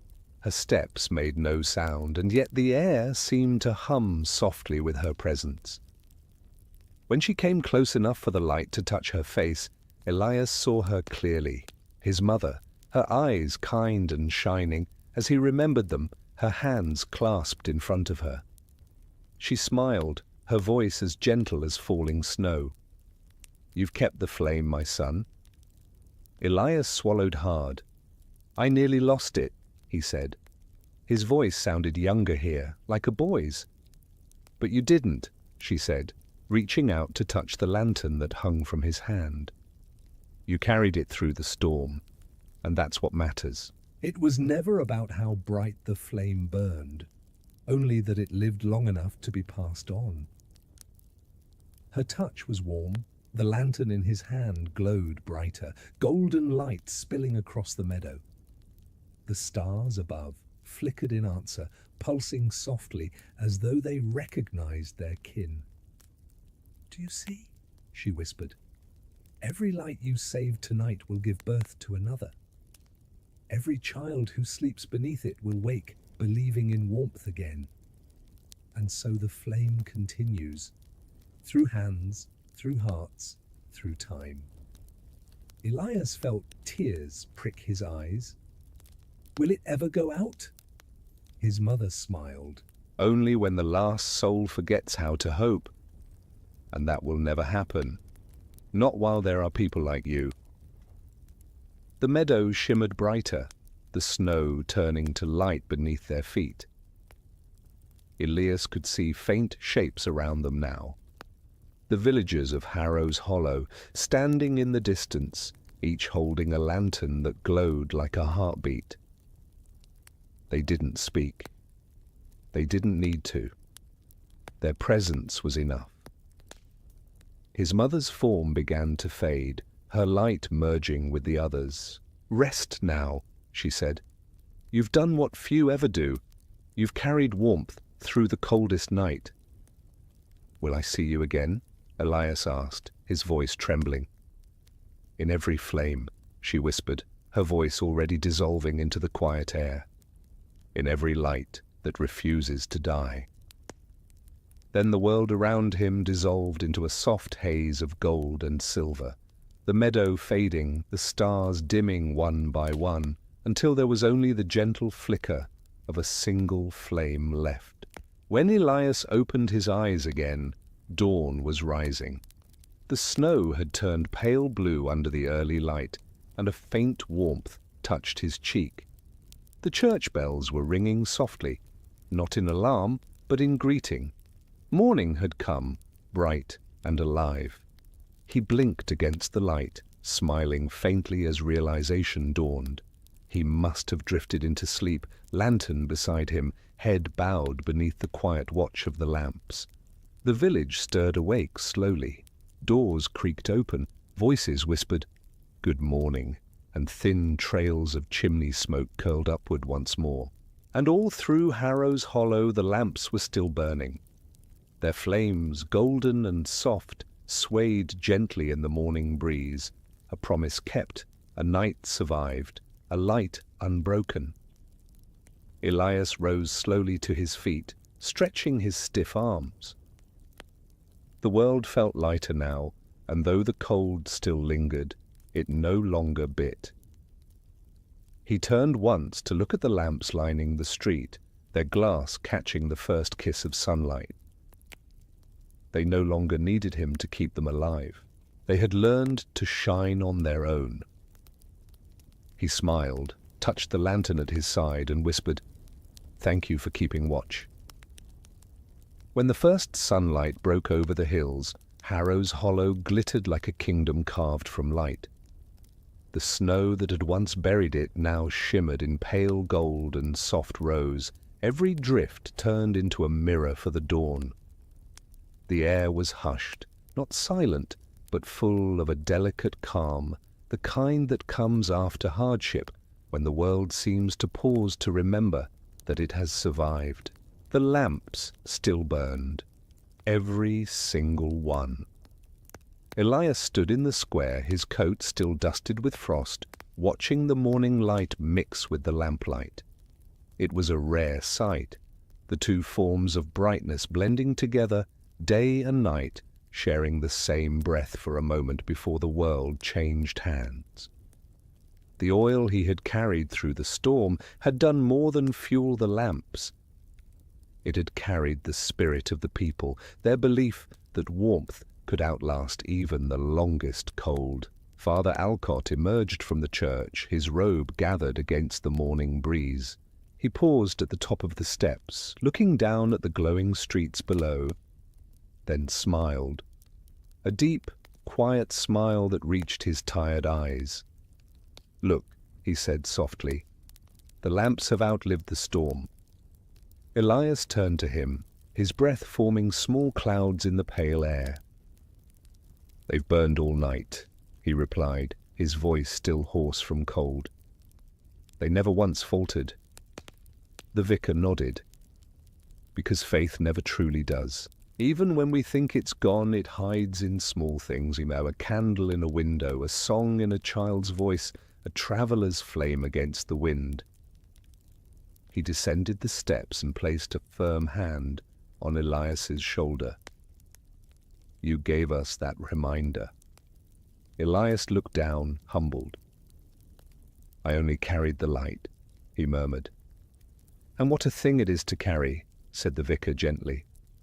"Most men forget to even try." The two of them stood together for a moment, watching as the villagers began to stir. Doors opened, boots crunched in the snow, laughter echoed faintly down the lanes. The bakery's chimney sent up a plume of soft grey smoke that caught the sunrise like a ribbon. The smell of bread mingled with the faint tang of oil and winter air. Children emerged next, rubbing sleep from their eyes, running to see the lamps that still glowed faintly even in daylight. Clara, the girl with the red mittens, skipped across the square and stopped in front of Elias. She looked up at him, cheeks flushed, eyes wide with wonder. "They didn't go out," she said, beaming. "Not even once." Elias crouched, his knees creaking. "That's right," he said softly. "They kept their promise." Clara leaned in closer, peering at his lantern, which still flickered weakly. "Is that the first one?" He nodded. "The one that led me here." She clasped her hands together and whispered, as though speaking to the flame itself, "Thank you." The simple earnestness of it made Elias's throat tighten. He looked up and saw that others had gathered around. The baker, the blacksmith, the widow Miriam, who had lit her candle by the river. They all stood in the golden light, quiet smiles on their faces. There was no grand speech, no applause, only the shared understanding that something sacred had passed through the night and remained. Miriam stepped forward, her shawl wrapped tightly around her. "I kept my candle burning," she said softly, "just as I promised." Elias smiled warmly. "And I saw it," he replied. "It guided me through the valley." She touched his hand briefly, her skin warm despite the cold. "Then it was worth every drop of wax." The morning bells began to chime again, soft, melodic, unhurried. Their sound drifted across the rooftops, mingling with birdsong as the first sparrows returned to perch on the lamp posts. The entire village seemed to awaken to that sound, stretching and breathing in the light. And there, in that golden hour, Harrows Hollow felt reborn. The lamps, though no longer needed to hold back the dark, remained lit. It was Father Alcott's decree, and everyone agreed. For that day, the lamps would burn as a symbol of endurance, a reminder of what unity and warmth could do against the coldest storm. Elias tilted his face to the sky. The sun, now high above the hills, gleamed faintly through thin ribbons of cloud. Its warmth brushed his skin, almost startling after the bitter night. The frost on his coat began to melt, the drops glinting like tiny gems. Thomas Greer appeared from the bakery door, munching on a crust of bread, his cane tucked under one arm. "Well now," he said, grinning crookedly, "you've gone and made me obsolete. Every light in town's burning without me." Elias chuckled, rubbing his hands together for warmth. "I think the lamps earned a day off, and so have you." The old lamplighter laughed, a deep, rough sound. "Aye, maybe so, but I'll not mind keeping an eye on them anyway. Habit's hard to kill." Elias smiled, watching the smoke curl lazily upward into the calm air. "Some things shouldn't be killed at all," he said. "Especially not light." The others nodded, and for a long moment they all stood in silence. Men, women, and children gathered under the rising sun, surrounded by the lamps that had burned through the longest night. The snow glittered like crushed glass beneath their feet, and somewhere far away the last whisper of the storm faded completely, leaving behind nothing but peace. By midday the village had transformed. The golden haze of morning had given way to soft daylight that sparkled on the rooftops like powdered diamonds. The lamps still burned along the streets, their flames steady and small against the growing sun, but the people of Harrows Hollow refused to extinguish them. They had become part of something sacred now, a quiet covenant between darkness and light. From every house came the sound of laughter, the creak of doors opening, and the smell of cooking that wove through the crisp air. Pots clanged, fires crackled, and for the first time since the storm began, the sound of music, fiddles, flutes, and humming voices returned to the hollow. It was Christmas Day 1892, and though many had feared they would wake to ruin, they woke instead to renewal. In the square, tables were carried out, covered with linens, and loaded with bread, roasted roots, salted meats, and apples baked with sugar and spice. The air grew rich with scent, smoke, cinnamon, butter melting on hot loaves. Children ran between the benches with red cheeks, their laughter rising like birds into the cold sky. Elias stood off to one side, still weary but warmed by the sight. His lantern hung from his belt now, its flame faint in the daylight but alive. People greeted him as they passed, some pressing his hands in gratitude, others simply nodding with quiet respect. Father Alcott raised a wooden cup in the center of the crowd. "To the light that burned through the storm," he said, "and to those who carried it." A murmur of agreement rippled through the villagers. Some lifted mugs of steaming cider, others simply smiled, eyes bright with emotion. The vicar turned, gesturing toward Elias. "To Elias Wren, who walked through frost and darkness to bring us warmth." Elias shook his head quickly, his cheeks coloring. "No," he said softly, voice carrying despite its quiet tone. "To all of you, for waiting, for keeping faith when it was easier to give up. I carried oil, yes, but you carried hope." A hush fell, gentle and complete. Then slowly the people began to clap. Not loud or boisterous, but steady, rhythmic, grateful. It was a sound of recognition, of hearts aligned. Elias lowered his head, humbled. The applause faded into laughter, into warmth. Miriam, the widow from the river, appeared beside him with a small bundle wrapped in cloth.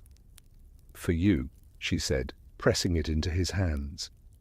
He opened it carefully. Inside was a loaf of her bread, still warm, and a stub of beeswax candle.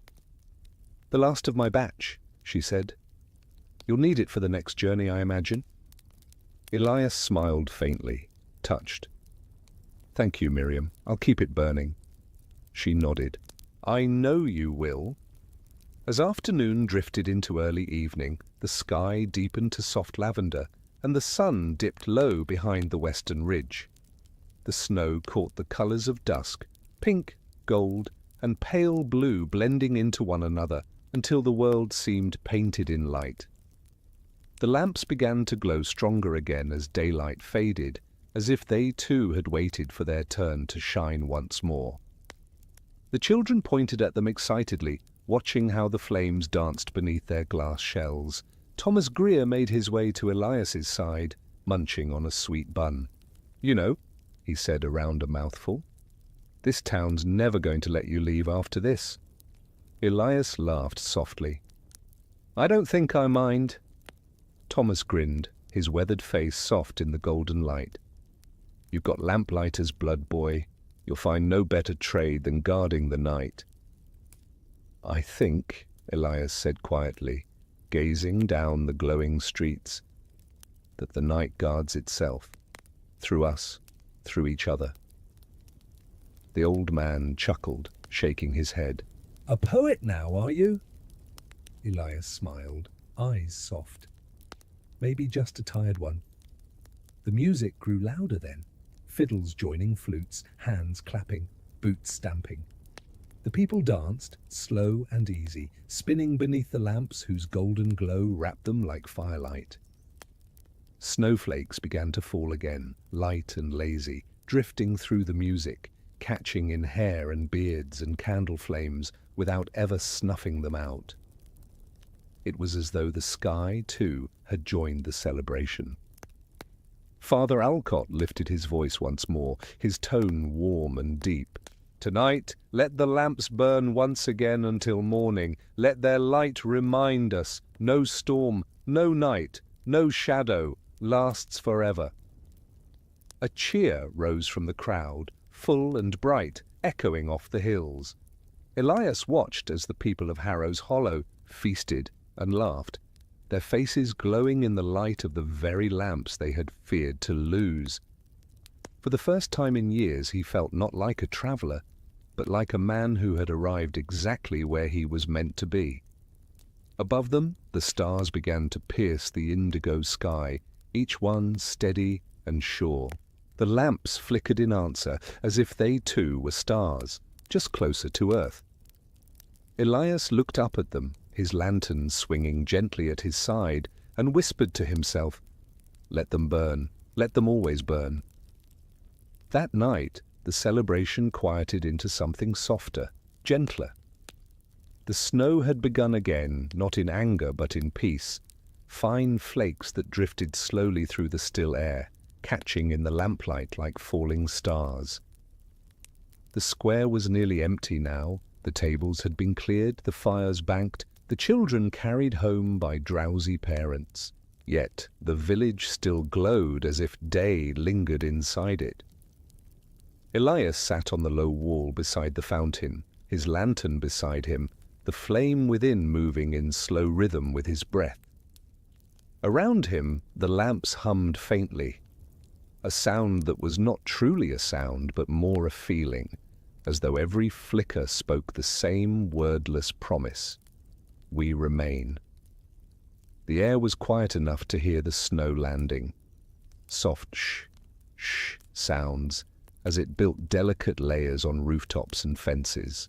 He drew his coat closer, but not because of the cold. The cold was no longer his enemy. It had been tamed, gentled by the light that filled every corner. In the stillness, he heard something faint, a voice carried on the wind, though it was not a human voice. It was the whispering of air moving through chimneys, through pine boughs, through frozen eaves. And in that whisper was the echo of the storm, softened and changed. It no longer sounded like fury, it sounded like memory. Elias closed his eyes, listening. Within that distant wind, he heard snatches of the night's journey, the bells beneath the snow, the bridge that moaned under his weight, the widow's candle burning steady in her window. Every sound, every flicker, every soul who had believed that light would return. It was all there, woven into the air itself. He realized then that stories like flames did not stay still. They traveled. They passed from one heart to another, growing stronger with each telling. And perhaps that was why he had come through the storm. Not merely to deliver oil, but to carry a story the wind itself would one day repeat. He smiled faintly at the thought. The wind brushed his face like a hand in passing, and the flame in his lantern bent, not in struggle, but in greeting. From the corner of his eye, he saw movement. A child's figure skipping down the lane, her lantern swinging from a stick. It was Clara again, still in her red mittens, her breath puffing small clouds of joy into the air. "Elias," she called softly. "Papa said I could keep my lantern burning all night. He says it's my job now." Elias chuckled, voice warm. "A fine job indeed. Be sure to watch it carefully." She nodded solemnly. "I will. I'll guard it till the sun wakes up." "Then you'll do better than most grown men ever have," he said, smiling. The girl grinned, then darted away again, her laughter echoing faintly between the houses, the light of her lantern weaving in and out like a firefly. Elias watched her go, something deep within him softening further.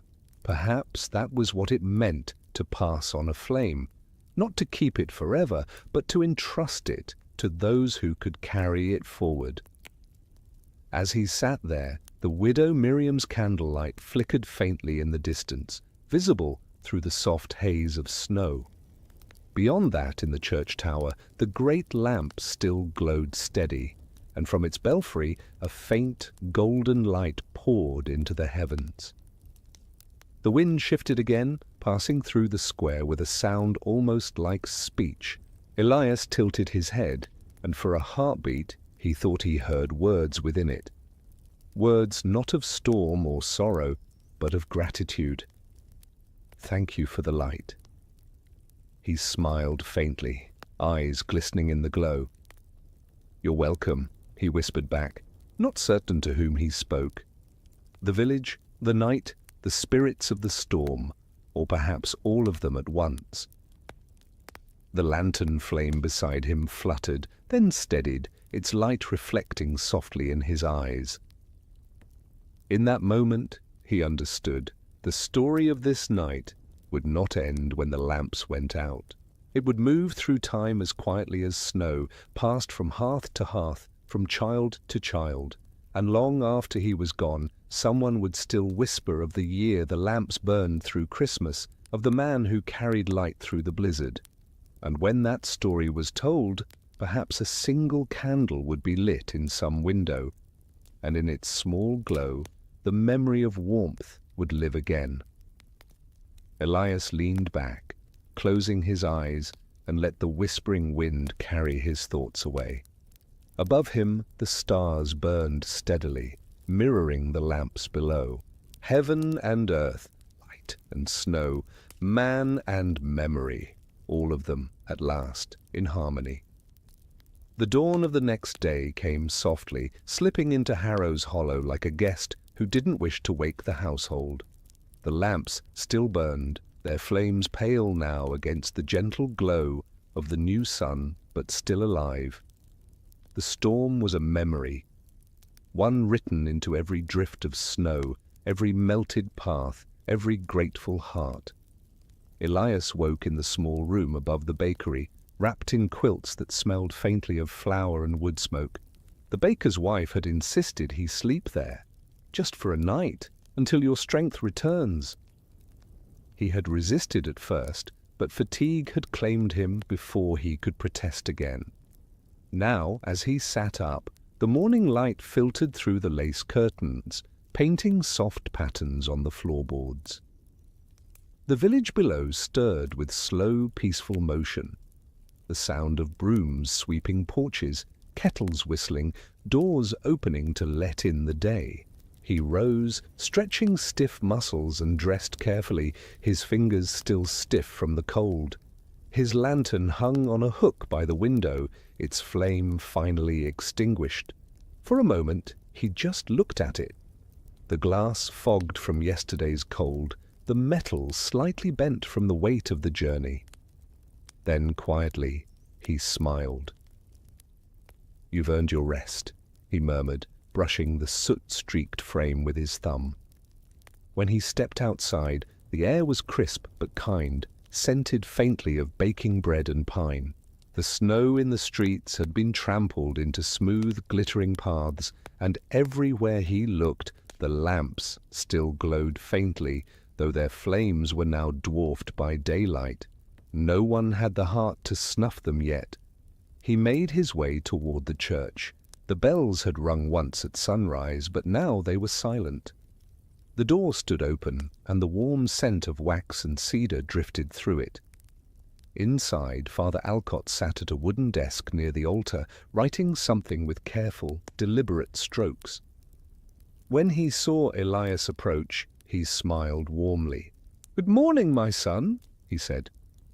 "You look rested." Elias nodded. "I am. It feels like the world has slept 100 years and woken new." The vicar chuckled softly. "Perhaps it has." He gestured to the paper before him. "I was writing the entry for our parish book. Every winter I record what the year has brought. Births, storms, blessings, losses. But this year," he paused, his quill hovering, "this year needed something special." Elias tilted his head. "What are you calling it?" Father Alcott smiled faintly. "The winter the lamps burned all night." Elias's breath caught for a moment. The words hung in the still air, like a prayer. The vicar continued, his voice low and thoughtful. "It will remind those who come after us that we once faced a darkness that might have taken everything, and that we fought it not with fear, but with light. You see, memory fades, Elias, but stories remain. And this story will tell itself long after we're gone." Elias stepped closer, watching, as the vicar's hand moved over the parchment, the ink glistening in the warm glow of a nearby candle. Each letter seemed to hold weight, not just of words, but of the countless moments that had brought them here. When the vicar finished, he blew gently across the ink, then folded the page and sealed it with wax. He held it out to Elias. "Would you do me the honor of placing this in the church archives?" Elias took it carefully, his fingers brushing the smooth seal. "Of course." As he turned to do so, the vicar added softly, "You should know. There will come another winter one day. There always does. But when it comes, our people will remember this one. They'll light their lamps and wait for dawn." Elias paused at the door to the small archive room. "Then I'll have done my part," he said. He placed the letter gently inside a wooden chest bound in iron among the other records of the village. Baptisms, marriages, and the oldest documents written in faded ink from long before either of them had lived. As he closed the lid, he rested his hand on the smooth wood for a moment, eyes closed. He could almost feel the heartbeat of the place, the pulse of generations held in trust by those who had loved, fought, and endured. When he returned to the main hall, the sunlight had shifted, falling across the altar and bathing it in gold. The vicar had gone to tend to the candles, leaving Elias alone in the glow. He stood for a long time in the quiet, his breath steady, the warmth on his face gentle as a touch. Outside, a new wind was rising, not fierce, but light and wandering, curling through the village streets like a song. It carried with it the faint scent of wood smoke and honey, and as Elias stepped into it, he realized that it carried something else too, the story itself, already traveling. The people would tell it in their own word, of the man who crossed the storm with a lantern, of the widow who kept her candle, of the night the whole town learned that light, once shared, cannot die. And as the breeze drifted down the valley toward the river and beyond the ridge, Elias smiled, knowing that the world would remember not him, but the flame. He touched the lantern at his side one last time and whispered, "Go with them." The wind caught the words and carried them away, mingling them with sunlight and song. By the time the sun reached its noonday height, Harrows Hollow was once again alive with the small rhythms of ordinary life. Horses stamped in their stables, smoke curled from every chimney, and laughter drifted faintly from the baker's open window. Yet through it all the lamps still burned, quiet, steadfast reminders of the night that had changed everything. Elia stood at the edge of the village, where the road bent eastward toward the hills. His pack was lighter now. He had left most of his oil with Father Alcott, and his satchel carried only a few essentials: bread wrapped in cloth, a small flask of water, and the stub of Miriam's beeswax candle. His lantern hung from his belt, freshly cleaned and polished, its flame rekindled from one of the lamps in the square. Thomas Greer met him there, leaning on his cane, snow clinging to his boots. "You sure you want to go so soon?" the old lamplighter asked. "The folks would keep you another week if you let them." Elias smiled softly. "I know. But there are other villages out there, smaller, quieter. Some may still be buried in snow. Maybe they could use a little light of their own." Thomas chuckled, shaking his head. "Always the wanderer, eh? Well, take this then." He reached into his coat and produced a small brass key, dulled with age. "It's the spare to the church lamps. I've carried it 40 years, and I reckon you'll make better use of it now." Elias accepted the key with reverence. "I'll return it some day." The old man grinned. "No rush, boy. The light will wait." They stood for a moment, side by side, gazing down the winding road that cut through the snowfields and disappeared between the trees. The storm's damage was still visible: fallen branches, snowdrifts piled against fences, but already the world was healing. The sky above was a pale, impossible blue. Sunlight danced off the snow in silver sparks, and every tree branch dripped with melting frost, each droplet catching the light before falling to earth. As Elias adjusted his cloak, he heard footsteps behind him. Turning, he found Clara running toward him, her red mittens flashing like berries against the white. She held something small and glowing in her hands, a lantern no bigger than her palm. "Mama said this was Grandpapa's," she said, breathless. "He used to carry it when he went to check the sheep. I want you to take it." Elias crouched, his breath misting between them. "Are you sure? It's a fine lantern." Clara nodded solemnly. "If you take it, maybe the other towns will see our light too." Her words struck him deeply. Simple, pure, truer than any sermon. He took the tiny lantern gently from her hands, its glass warm from her touch. "Then I'll carry it for both of us," he said. "And wherever I go, I'll tell them about the little girl in the red mittens who helped keep a whole town awake through the dark." Clara giggled, shyly hiding her face in her scarf. "Promise?" "Promise." Thomas clapped him on the shoulder. "Go on, lad, before you start melting into sentiment. The road's calling you." Elias laughed, the sound low and genuine. He took one last look at Harrows Hollow, the church steeple glinting in the sunlight, the smoke curling lazily, the faint glimmer of every lamp still burning in windows and along the streets. It was not just a village anymore, it was a living constellation of faith. He stepped forward, his boots sinking into fresh snow. The road stretched ahead like a ribbon of light caught between shadowed trees. With each step, the crunch of snow fell into rhythm with the steady heartbeat of his lantern's glow. As he reached the bend in the road, he paused and turned. From this distance, the whole hollow shimmered softly, nestled in the valley like a handful of golden stars. For a moment, it seemed that heaven itself had descended to earth.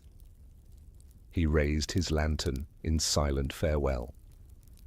The flame inside caught the sunlight, blazing briefly brighter than before, as if it too wished to say goodbye. Thomas lifted his cane in reply, and though the distance between them widened, Elias could still hear the old man's voice carried faintly on the wind. "Keep it burning, boy! Wherever you go, keep it burning!" Elias smiled, turning toward the open road. "Always," he whispered. And so he walked east, the snow crunching beneath his feet, the horizon stretching before him in gold and white. The world was vast, and winter would come again, but so would the light. Behind him, in the hollow that had once feared the dark, the lamps continued to burn, faithful and bright, marking the place where hope had survived a storm. Elias followed the eastern road for many hours, his boots creaking softly against the thinning snow. The world beyond Harrows Hollow was vast and still, a wilderness of pale hills and silver trees bending beneath the weight of frost. The storm had scoured the land clean, leaving everything gleaming and new. The wind was gentle now, no longer cruel. It moved like a living breath through the pines, humming low, carrying the scent of resin and faraway hearth smoke. It was the smell of distant life, of warmth hiding just out of sight. Elias's lantern swayed at his side, its light small in the brightness of day, but steady. The little brass key from Thomas hung around his neck, glinting faintly with every step. In his pocket, wrapped in cloth, he kept the tiny lantern Clara had given him. Every so often he would touch it gently, as though it were a promise he could feel with his fingers.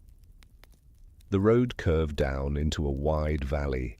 There, scattered across the snow, Elias began to see signs of other villages, faint trails of smoke rising from chimneys, fences half buried in drift, the tops of barns peeking above the white. The air grew warmer as he descended, the snow thinner, the ground crunching softly beneath him. When he reached the first settlement, the small hamlet nestled among the birches, he found it strangely silent. The houses stood close together, roofs heavy with frost, doors shut tight against the cold, but the lamps that lined their single street were dark, their glass fogged, their wicks drowned in ice. Elias paused in the center of the empty road. A hush lay over everything, deep and absolute. He could hear only his own breath, the faint whisper of wind, and the far-off crack of shifting snow. He understood at once. These people had lost their light. Something within him stirred, not pity, but purpose. He knelt beside the nearest lamp, brushing the frost from its glass. Inside, the wick was intact, but dry, brittle from neglect. He reached for the tin of oil at his belt, poured carefully, then touched his own lantern's flame to the wick.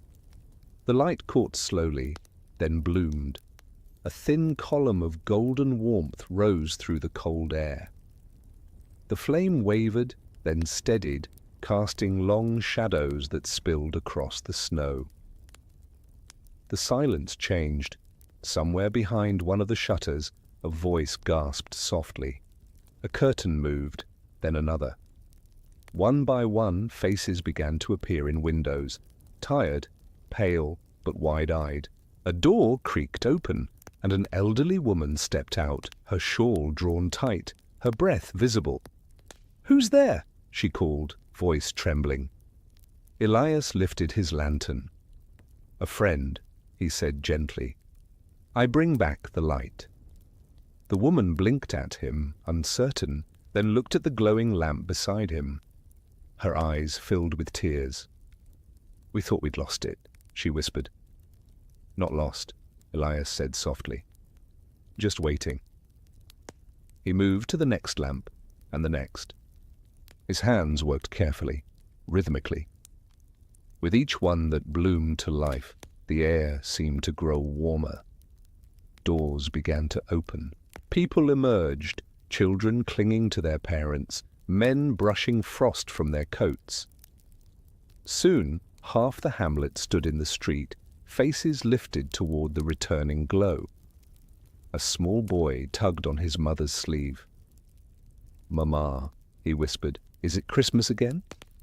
She smiled faintly through tears. "Perhaps," she said. "Perhaps it never really ended." Elias lit the final lamp and stepped back, watching as the golden light spilled across the valley, touching the snow, the trees, the faces of the people who had almost forgotten what warmth looked like.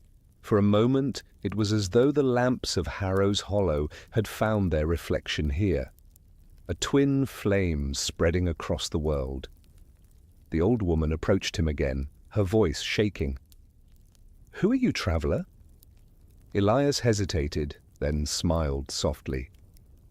"Just a keeper of the light." She reached out, taking his hand in both of hers. "Then may your flame never die." He bowed his head.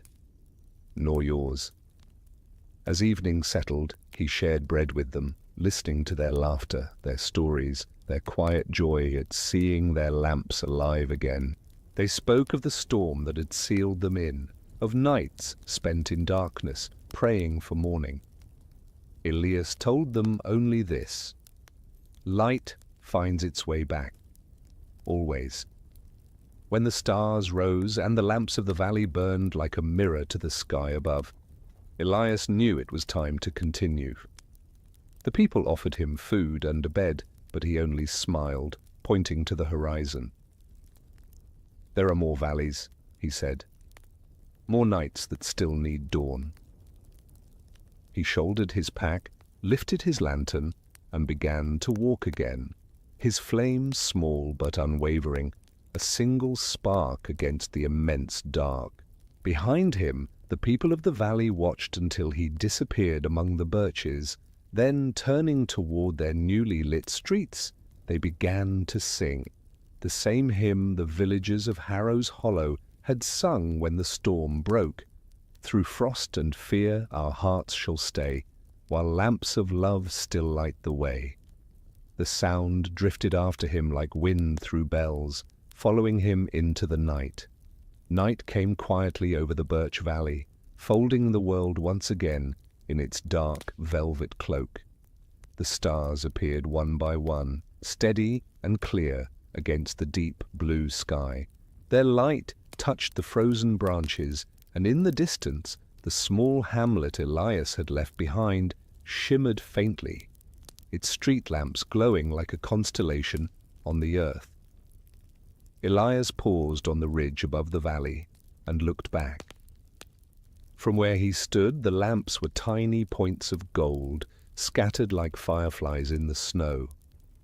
The sight filled him with something more than pride.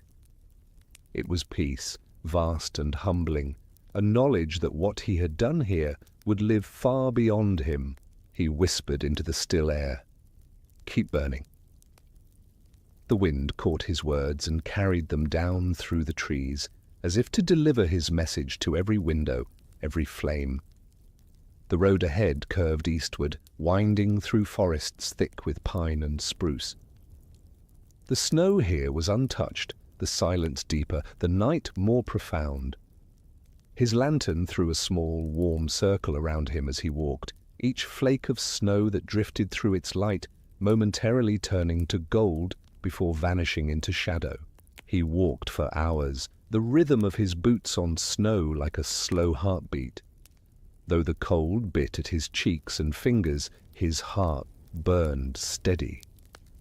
Inside his coat, he kept the little brass key and the child's lantern wrapped in cloth, and every so often he touched them both just to remind himself that he was not alone in this purpose.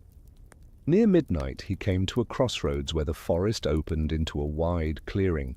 In its center stood an old waystone, its surface carved with runes too worn to read, its base surrounded by frozen moss. Someone long ago had set a lantern hook into the top of the stone, though it hung empty now. Elias stopped before it. The silence was so complete that he could hear the soft hiss of his own breath and the faint creak of the lantern handle in his hand. Above him, the stars wheeled slowly, watching. He knelt, brushed the frost from the old hook, and hung his lantern there. The flame within wavered, then steadied, casting long shadows across the clearing. Its glow touched the runes, revealing faint patterns, spirals, circles, shapes like rays of light. He understood, without needing words, what the stone was. A marker for travelers, a place where those who wandered could find direction, if only for a little while. Elias stood back, watching the flame dance in the cold air. "You'll do," he murmured. "You'll keep watch for those who come after." He poured a few drops of oil into the basin below the stone, a quiet offering to the road and all who would walk it. Then he took out Clara's tiny lantern, the one she had given him with such solemn promise. Its wick was unlit, waiting. With careful hands, he held it near the flame of his own lantern until the spark caught. The small lantern glowed softly, its light pure and steady. He whispered, "For Harrows Hollow, for every place that still waits for dawn." Then he turned his face toward the eastern hills and continued his journey, carrying the smaller flame now, letting his own larger lantern burn on the stone behind him. He didn't look back, but in his heart he knew that two lights now guarded the road instead of one. The forest around him seemed to change as he walked. The snow reflected the faint glow behind him, and the trees shimmered as if they had swallowed a bit of that light. The world was no longer black and white, but full of quiet shades, silver, ivory, pale gold. Hours passed, the stars wheeled higher, and a low mist began to gather across the ground. It moved like breath, curling around his boots. Within it, he thought he heard whispers, gentle, melodic, like voices singing from very far away. He smiled faintly. "You've found me again, haven't you?" It was the same wind song that had followed him from Harrows Hollow, carrying the memory of the lamps, of laughter, of voices lifted in hope. It was the world remembering. He let the sound guide him forward, each note leading him deeper into the forest, each step leaving a faint trail of light on the snow. The trees grew denser, but not threatening. They seemed to bend slightly toward him, their branches heavy with frost that glittered like glass. When the whispers finally faded, Elias stopped to rest beneath a massive pine. Its trunk was wide enough to shelter him from the wind, and its needles smelled sharp and clean. He hung the small lantern from a low branch, its glow illuminating a small circle of peace amid the vast darkness. As he sat there, knees drawn to his chest, he spoke softly into the quiet. "I'll carry it as far as I can, and when I can't anymore, someone else will. The light always finds another hand." The flame flickered as though in answer. He leaned back against the tree, eyes heavy with sleep, but his heart calm. The forest exhaled around him, and the night settled into stillness. Above, the stars burned clear and endless. And beneath them, one man and one small lantern kept their vigil, two tiny, steadfast fires in a world of snow. Elias woke to the sound of the forest breathing. It wasn't wind exactly, it was softer than that, more like the sigh of something vast and alive. The pines around him swayed gently, their long branches whispering against one another in the pale grey light before dawn. Snow drifted from their needles in slow, lazy spirals, landing silently on his coat. The little lantern still hung from the branch above him, its flame untroubled, steady as a heartbeat. He smiled faintly at it, stretching his aching legs before standing. The cold air bit at his skin but felt clean, pure, and full of life. All around him, the forest was veiled in mist. It coiled low along the ground, winding between tree trunks like breath through the ribs of the earth. The scent of pine resin, wet bark, and faint smoke filled the air. The timeless perfume of a winter morning deep in the wilderness. He reached up and took the lantern gently from the branch. Its warmth against his glove was a small miracle, one he never grew tired of. "Still with me, then?" he murmured, voice rough with sleep. "Good." As he began walking, the pines seemed to part for him. The path beneath his boots was narrow but visible, a faint track pressed into the snow by older feet long before his. The trees leaned close, their dark shapes towering above him, but instead of shadowing him, they seemed to guard him. It was quiet here, but not empty. The forest had a voice, 1,000 tiny sounds layered over one another. The creak of branches, the soft trickle of melting frost, the distant crack of ice on some unseen pond. All of it merged into a slow, steady rhythm that kept pace with his steps. And somewhere within that rhythm, Elias began to hear something else. A whisper. At first, he thought it was only the wind curling through the trees, but the sound was too deliberate, too familiar. It came in waves, rising and falling with the sway of the forest. "Keeper." He froze, the word rippling faintly through the mist. His breath plumed out in white clouds.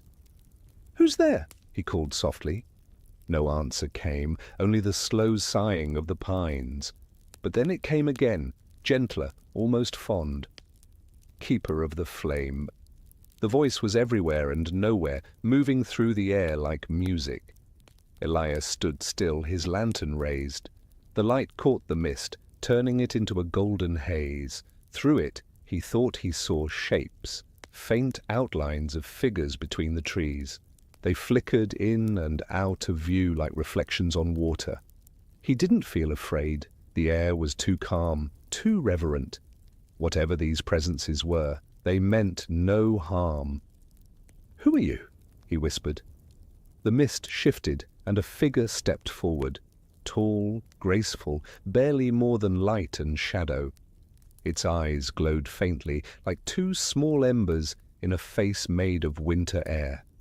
When it spoke, its voice was the rustle of leaves, the sound of falling snow. "The light you carry has walked these woods before."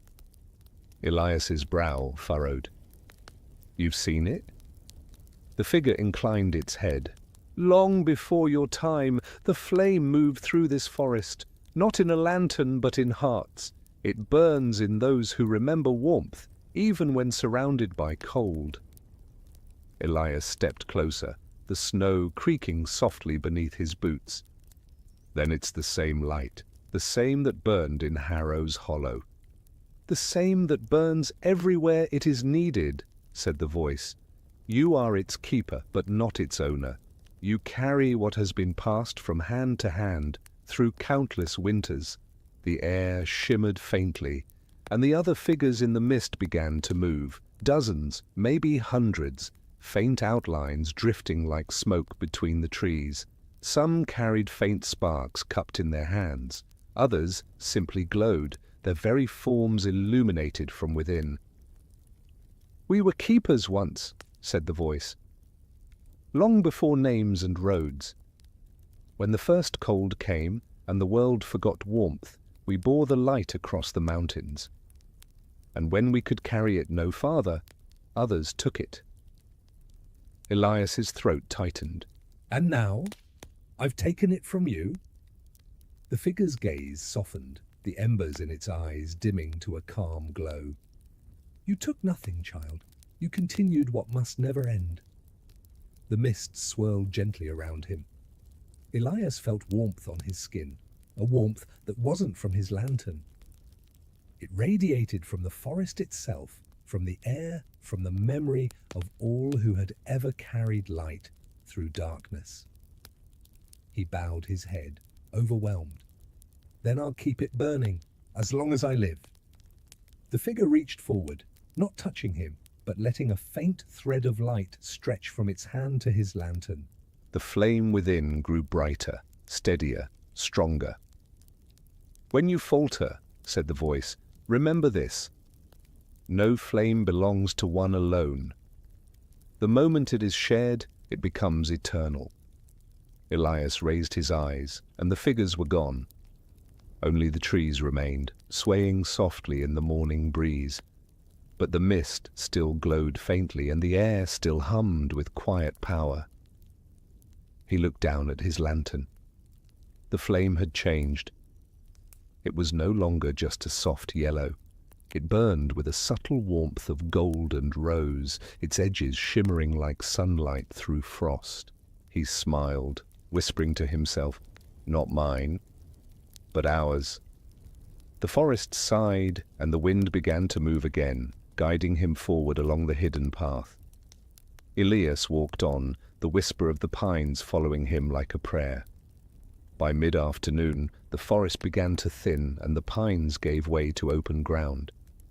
Elias stepped out into a vast white expanse, a frozen lake, still and endless, under the pale winter sun. Its surface gleamed like polished glass, faintly blue, stretching toward distant hills draped in snow. The air here was sharper, echoing with a silence so pure it almost sang. Elias paused at the lake's edge, his breath frosting in the cold. Beneath the ice, faint shadows moved, or seemed to. He crouched and brushed snow away with his mitten, revealing smooth, perfect ice. His reflection looked back at him, weary, frostbitten, eyes shadowed by fatigue and wonder alike. But behind his reflection, in that faint shimmer of light, he thought he saw others. Faces, dozens, maybe hundreds, faint and translucent, watching from beneath the surface. They weren't frightening. Their expressions were calm, solemn, and kind. They shimmered as though made of starlight caught in ice. Elias's breath caught. "Who are you?" he whispered. The answer came not in words, but as a soft vibration through the ground, a note felt rather than heard. The air above the ice shimmered faintly, and in the reflection the faint shapes of lamps appeared, not in the physical world, but mirrored in the ice, rows of glowing orbs stretching out into infinity. He realized what he was seeing. These were the lights of every place that had ever kept the flame, lamps, hearths, candles, stars, all connected, each reflection echoing another. It was as though the world itself remembered every moment someone had chosen warmth over darkness. Kneeling there, Elias spoke quietly to the reflection. "I've seen your light. I've carried it through snow and wind and silence, but how can I know it will last when I am gone?" The answer came again, faint ripples spreading across the ice. The reflections of the lamps brightened, and in them he saw glimpses of future winters, of people yet unborn lighting candles, lanterns, fires. Villages that did not yet exist, children carrying lamps in processions, solitary travelers walking with small flames through endless nights. The message was clear. The light will last because it always finds a keeper. Elias smiled faintly, his eyes glistening. "Then I'll keep it as long as I can," he whispered. "And when I can't—" He trailed off, looking up at the horizon. The wind shifted then, sweeping softly across the lake, stirring a faint cloud of frost that caught the sunlight like scattered diamonds. In that moment, it felt as though the world itself answered, "Another will take your place." The ice creaked softly beneath his boots like a sigh of approval. He rose, the lantern swinging at his side, casting ripples of light across the frozen surface. The color of the flame had changed since the forest. It burned now with the faint blush of rose gold, alive and warm, even in the heart of the cold. Its reflection in the ice shimmered brightly, then split into 1,000 smaller sparks that danced outward like fireflies beneath the glass. Elias stepped onto the lake carefully. The ice held firm beneath his weight, its smoothness reflecting the sky in perfect clarity. Each step echoed softly as though he walked across the skin of the heavens. Midway across, he stopped and looked down again. The reflections below were moving now, not like ghosts, but like memories. Scenes of nights gone by. He saw Harrows Hollow, the lamps burning bright. He saw Miriam's candle flickering steadfastly by the window. He saw Thomas leaning against his lamppost, cane in hand, smiling into the storm. And then he saw his mother, the same image that had come to him in his dream, her face serene, her voice echoing faintly through the air. "Every flame is a story, Elias, and you, my son, are its teller." The tears came without sorrow. They were warm, streaking down his frozen cheeks, melting the frost on his lashes. He whispered into the vast silence, "Then I will tell it, again and again, until my last breath." The wind rose briefly, whirling around him, lifting snow in gentle spirals. The flame in his lantern bent and flared, strong and brilliant. When the wind faded, the reflections beneath the ice dimmed, their light settling into a calm, steady glow. The air was still again. The message had been given. Elias crossed the remainder of the lake without fear. The ice sang softly beneath his boots, a sound like glass touched by wind. On the far shore, the land began to rise again into gentle slopes dusted with pine. The sun had begun to set, casting the world in soft amber light. He turned once, looking back. The frozen lake behind him gleamed with countless points of light, like a mirror to the stars above. He raised his lantern high. Its glow joined those reflections, merging with them until it seemed there was no boundary between earth and sky, light and memory. Then, with a deep breath, Elias whispered to the world behind him, "May every flame find its keeper." And the wind answered, faint, like a song sung from miles away.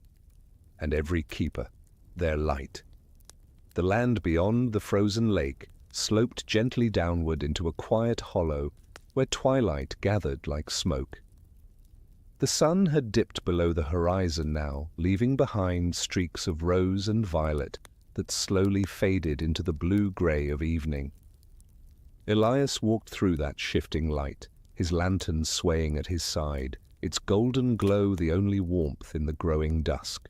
He had been walking for hours, but the air here felt softer, almost tender. The wind had stilled completely. Even the snow beneath his boots seemed reluctant to disturb the silence. The scent of pine gave way to something sweeter, smoke mixed with the faint aroma of baked bread. It reminded him of Harrows Hollow, of laughter carried through the streets on winter nights. And then he saw it, a small village nestled at the base of a hill, its rooftops glinting faintly under the rising stars. Unlike Harrows Hollow, there were no lamps burning along its roads. The windows were dark, the chimneys cold.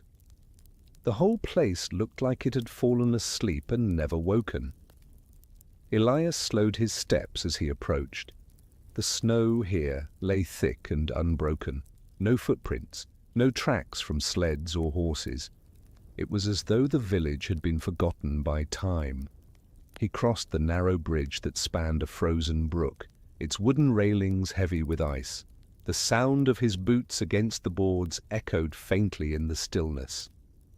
Ahead, a church steeple rose above the rooftops, leaning slightly to one side, its bell long silent. At the first house, Elias knocked gently on the door. No answer. He tried another, then another.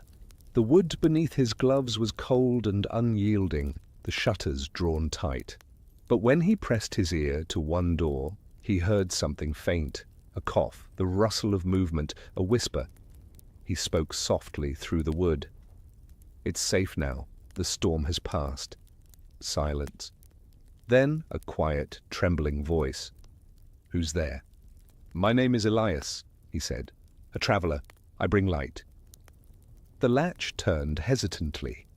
The door opened just a crack, revealing an elderly man with hollow eyes and a blanket drawn around his shoulders.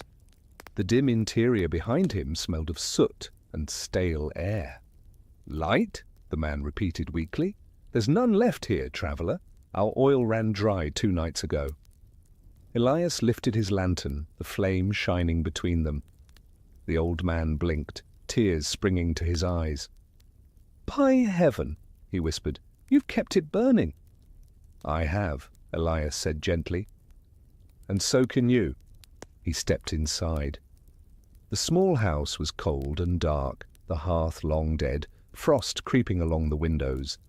A woman sat beside the empty fireplace, her hands clasped in prayer. When she saw Elias, she gasped softly, covering her mouth. He knelt beside the hearth and opened his satchel. Inside were the last 2 tins of oil, wrapped carefully in cloth.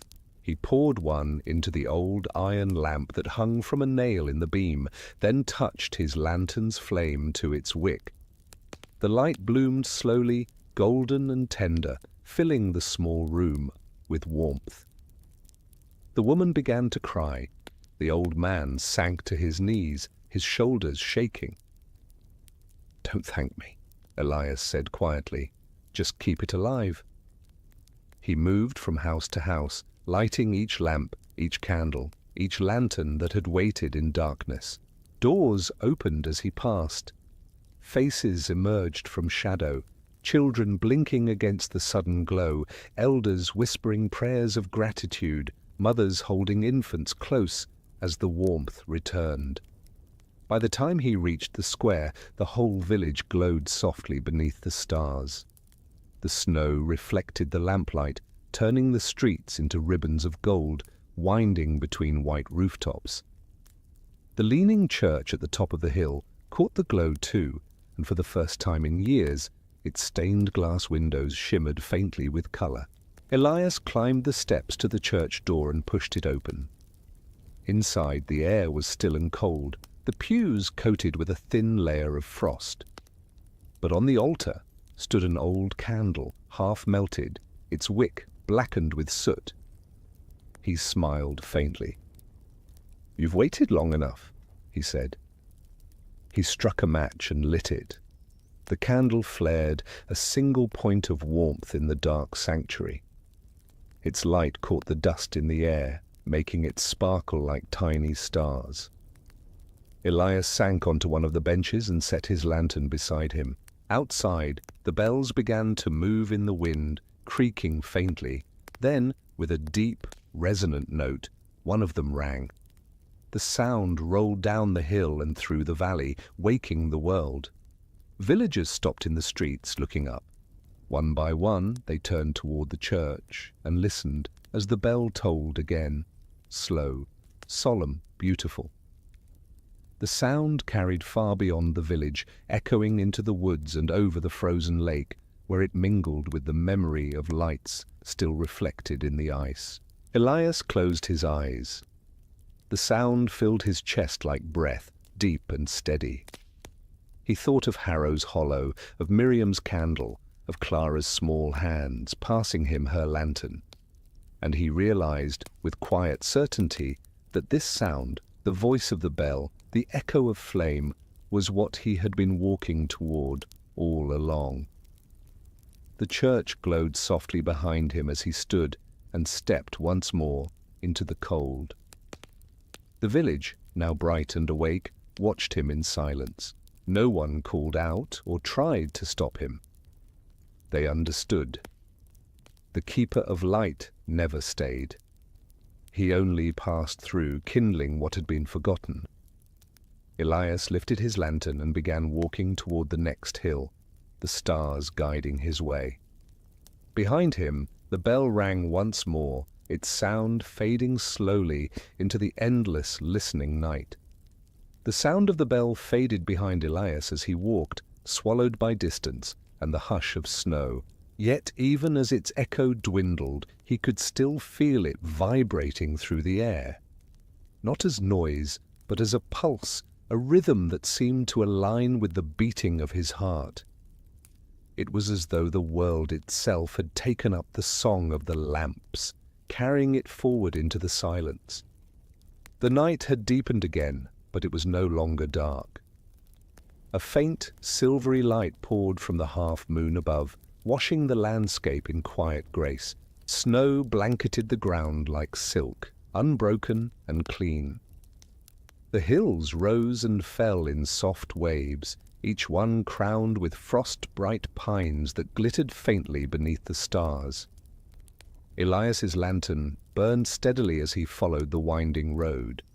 Its golden glow moved gently with his steps, lighting the path ahead, and behind him a faint trail of footprints stretched away into the distance, the only mark left on a world reborn from snow.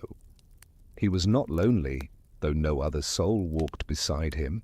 The memory of those he'd met, Clara with her red mittens, Thomas with his cane, Miriam with her candle, Father Alcott's calm eyes, all walked quietly with him now, their voices resting like embers in the corners of his mind. At the crest of the next hill, he stopped. There, in the valley below, he saw what looked like a long line of broken stones, half buried in the snow. As he descended, he realized they were old mile markers, their carvings worn smooth by centuries of wind and frost. Between them ran a narrow road of cobblestone, ancient, nearly swallowed by the earth. And from somewhere far ahead, faint and fragile, came the sound of bells. Not church bells this time, smaller, lighter, their tones delicate and melancholy, carried on the wind like drifting threads of silver. Elias strained to listen. The pattern was irregular, almost human, as if the bells were being moved by hands rather than the air. He followed the sound. The path narrowed between two snowbanks, then opened into a small clearing surrounded by birches. In the center stood a wooden cart half buried in snow. It was old, its wheels frozen in place, its surface blanketed with frost. From its frame hung dozens of tiny bells, each tied with a faded ribbon. As the wind passed through, they rang softly, 1,000 whispers of metal and memory. Elias approached slowly, his lantern light catching the bells, making them shimmer like stars. The air around the cart felt different, not cold but charged, like the stillness before a song begins. When he brushed snow from the side of the cart, he found an inscription carved faintly into the wood. For those who carried the light, and for those who will. He drew in a slow breath, his chest tight with emotion. These were memorial bells, tributes to the nameless travelers who had walked before him, keepers of light lost to time, but not to memory. He touched one of the ribbons gently. It was brittle with age, but still held the faint scent of smoke and pine. The bell it held rang once, pure and clear, and for an instant the air shimmered. A soft wind rose, weaving through the birches. The bells began to ring together, not in chaos, but in harmony, each tone finding its place in a melody that seemed to belong to the world itself. Elias closed his eyes and listened. The sound washed over him, a song without words but full of meaning. He saw in his mind flashes of the journey, the storm over Harrows Hollow, the flicker of candles in windows, the forest of whispering pines, the faces beneath the ice, the villages reborn in light. Every memory, every act of hope was there in the music of the bells. When the wind finally calmed, the last bell gave one lingering chime, and the clearing fell silent again. Elias opened his eyes, and the world seemed brighter somehow. not by the lantern's glow, but by something deeper, as if the snow itself had learned to shine. He understood then what the road truly was. It wasn't just the path between villages or valleys. It was the road of those who keep the flame, an invisible line connecting every soul who has ever chosen to protect light from darkness. He bowed his head before the cart. "You carried it before me," he whispered, "and I'll carry it for those who come after." From the folds of his coat, he took out Clara's small lantern. Its light was faint now, the oil nearly gone. He hung it gently among the others. The flame flickered, dimmed, then steadied, joining the rest as though it had always belonged there. When it did, the smallest of the bells rang twice, clear as laughter. Elias smiled. "You've found your home." He stood there a while longer, listening to the last soft movements of air, before turning back to the path. His own lantern still burned strong, its light golden and alive. He took one final look at the cart and whispered, "Rest now, friends, I'll keep walking." The bells gave a single, approving note, and as he walked away, their echoes followed him for a long time, weaving through the night like a promise kept. Elias walked on through the deep blue night, guided by the faint rhythm of the bells fading behind him. The land began to change again, hills rising, then smoothing into flat, mist-draped meadows that glowed faintly under the moon. His boots sank softly into the snow with each step, leaving a trail that shimmered briefly before vanishing in the drifting fog. The mist was everywhere now, thick and slow-moving, curling through the air like breath. It muffled sound and softened the edges of the world until everything, sky, earth, horizon, blurred into one pale ocean of quiet. His lantern became the only fixed point in the vastness, a steady circle of warmth surrounded by endless grey. After a time, the ground beneath his feet changed from snow to wood. The hollow creak of his boots told him he had stepped onto a bridge, old, long and narrow, stretching into the fog. He could not see its far end. Below, faintly, he heard water moving, the slow, steady whisper of a river half frozen, but still alive.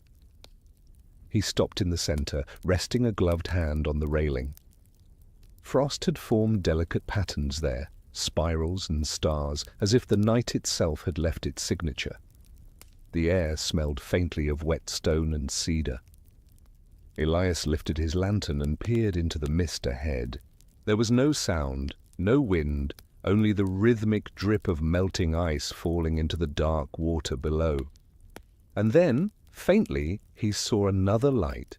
It was small, so small he thought at first it was a trick of the fog, but it remained, hovering somewhere ahead, trembling like a candle seen through frosted glass. It burned a deeper gold than his, almost amber, warm and alive in the cold. He took a cautious step forward. The light didn't move away. Another step, and it seemed to draw closer, though he still could not see who or what carried it. "Hello?" he called softly. His voice barely carried, swallowed by mist. No reply. Only the faint ripple of water beneath the bridge. He walked on, his lantern raised high. The boards creaked softly beneath his boots, the sound echoing into the stillness. The other light flickered once, as though stirred by unseen breath, then steadied again. When he was close enough, he saw her. A woman stood at the far end of the bridge, cloaked in grey wool, her hood drawn low over her face. Her hands were folded around a lantern, small, beautifully made, its glass etched with stars. The flame within glowed softly, casting light across the boards. Elias slowed his pace but did not stop. The mist curled around them both, and for a moment the bridge seemed suspended between two worlds, one of light, one of memory. "You've come far," she said finally, her voice soft as the fog itself. Elias nodded. "Farther than I thought I could." Her head tilted slightly, and he caught a glimpse of her face, young, though her eyes carried the weight of ages. "And yet still you walk." "The light isn't done," he said. A faint smile touched her lips. "No, it never is."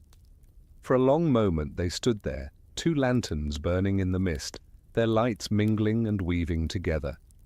The air between them shimmered faintly, and Elias felt something stir within him, an echo of the forest voices, the whisper of the bells, the warmth of 1,000 unseen flames. The woman stepped closer. "You've carried it well," she said. "But every keeper must rest. The road is long, and there are others waiting to walk it." Elias frowned. Rest? She nodded. Not an ending, only a pause? You've kindled light in places where none dared burn it. Now it is time for the flame to travel without you. Her words fell like snow, soft, inevitable. He lowered his gaze to his lantern. The flame inside seemed to flicker brighter, as though aware of what was being asked of it. He felt an ache in his chest, not sorrow, but tenderness. The kind one feels when saying goodbye to something sacred. Elias stepped forward, holding the lantern between them. "If it's to travel on," he said quietly, "then let it be through you." The woman extended her hands. When her fingers brushed his, they were warm, impossibly warm, like spring sunlight through glass. The flame leapt from his lantern to hers in a sudden, silent flash. For an instant, both lanterns burned together, his gold, hers amber, before his own went dark. He stood still, eyes closed, feeling the warmth fade from his palms. When he opened them again, her lantern glowed brighter than before, its light stretching through the fog until the whole bridge seemed to shimmer. She looked up at him, her expression serene.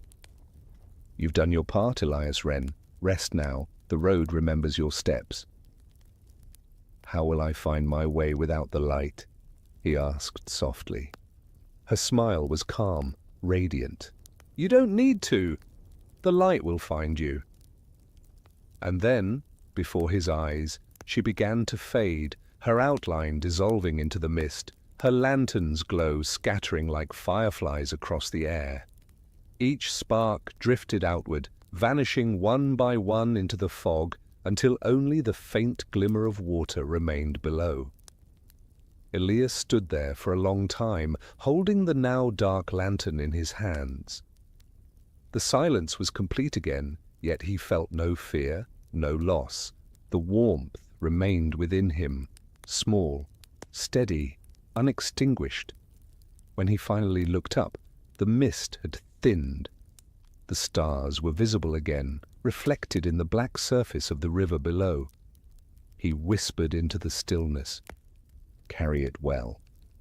And though the bridge was empty, he thought he heard a voice, gentle and familiar, whisper back, "Always."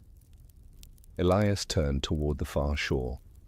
The sky was beginning to lighten there, just barely, the faintest breath of dawn touching the horizon. He began to walk again, the sound of his boots on the wooden boards like a heartbeat. The lantern in his hand was dark, but the world around him was already beginning to glow.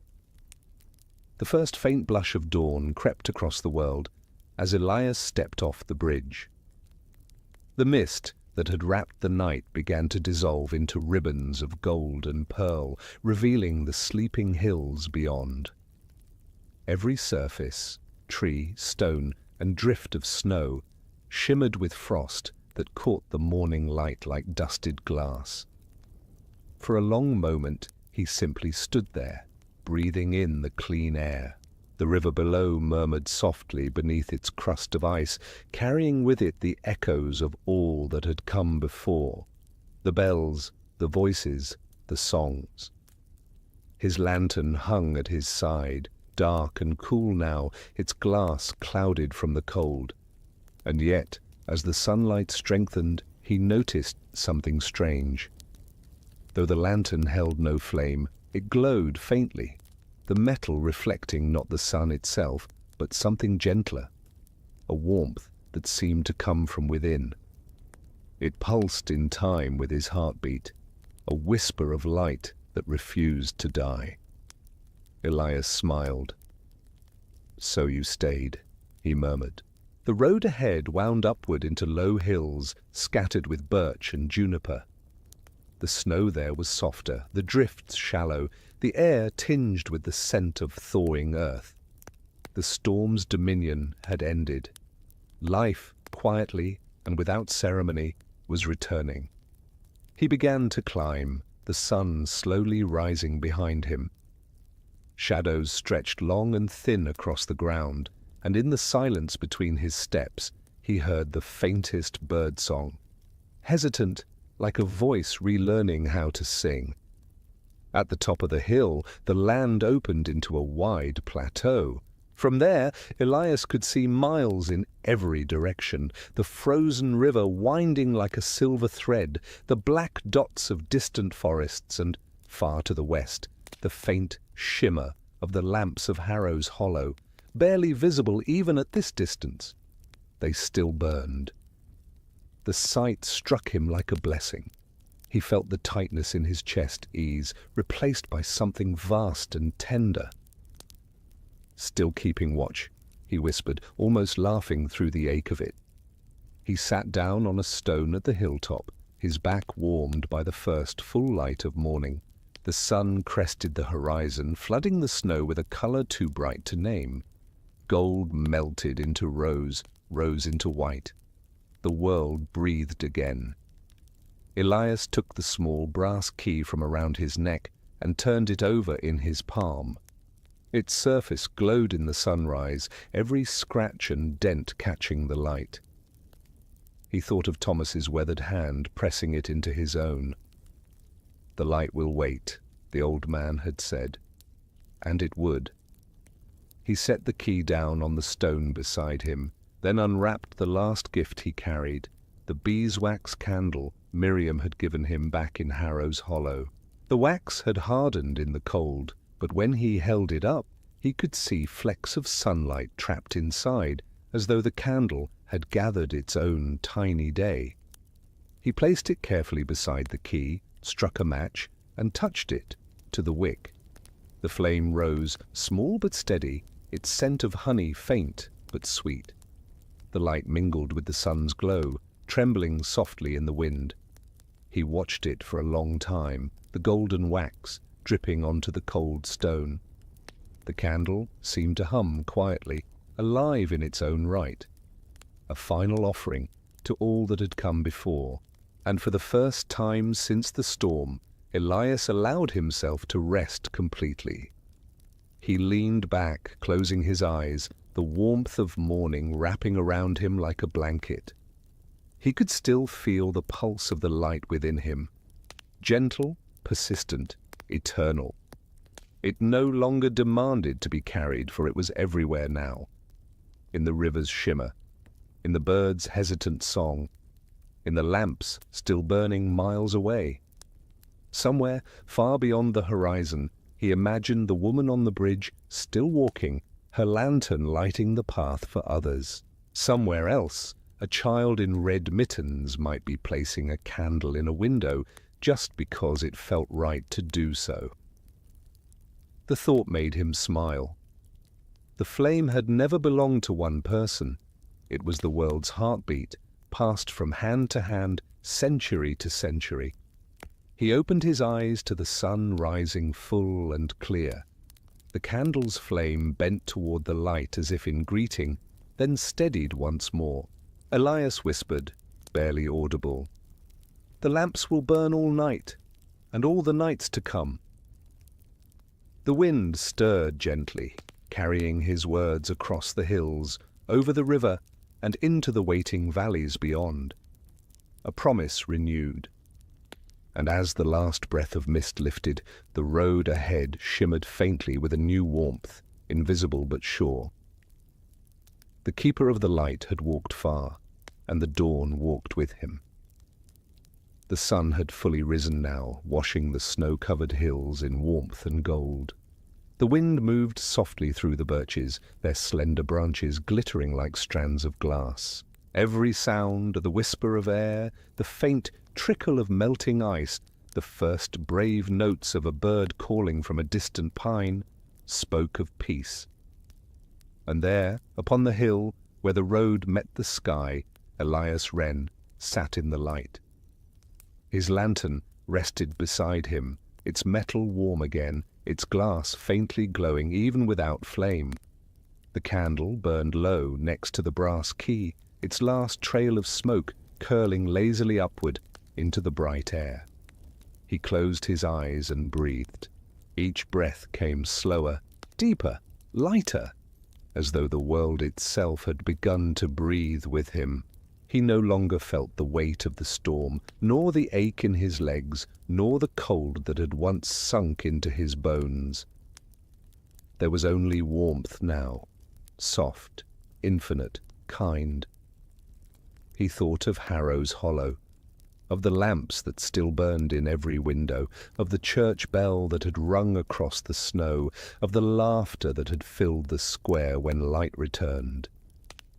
He imagined the village waking to another morning, children running through the streets, their small hands lifted toward the lamps that had never gone dark. And beyond that, the valley he had left aglow, the woman who had taken the flame across the bridge of mist, the whispering forest where the pines sang his name, and the countless lights that would follow after. He smiled faintly, his voice no louder than the sigh of snow beneath the sun. It's all right now. The light will keep itself. The warmth deepened. The breeze stilled. And for a moment, the world seemed to hold its breath, not in mourning, but in reverence. Somewhere far away, a bell rang. Not the heavy, solemn kind that marks loss, but a single, bright note that trembled in the clear air like laughter. The flame of the beeswax candle fluttered once, then split into two. A tiny spark drifting up into the morning sky, carried by the wind. It rose higher and higher, catching the sunlight until it became indistinguishable from the day itself. And below, where Elias sat, the snow began to glow, not with fire, but with memory. A soft, golden shimmer spread through the ground, across the stones, into the fields, and beyond the horizon. The world, once frozen, had remembered how to shine. There would be other winters, other storms, other nights of fear and silence. But there would also be light, because somewhere, someone would always choose to keep it burning. Tonight, as you lie beneath your own quiet sky, perhaps you can see it too. That same small flame, flickering somewhere out there in the dark. It may live in the candle by your bedside, in the glow of a window down the street, or in the steady rhythm of your own heartbeat. The story of Christmas, 1892, the winter, the lamps burned all night, is not only about one man's journey, but about all of us. About what we guard when the cold comes and how we share it when the dawn returns. So, wherever you are, in the US, in Europe, in Asia, in the quiet corners of the world, may your night be calm, your room be warm, and your heart carry that gentle light forward. If this story kept you company tonight, I'd be honored if you left a little light of your own below. A comment, a thought, perhaps just where in the world you're listening from, and what time it is there. And before sleep takes you, remember, no darkness is ever complete so long as one lamp still burns. Good night, dear listener. May your dreams be warm, and may your lamps burn gently all through the night.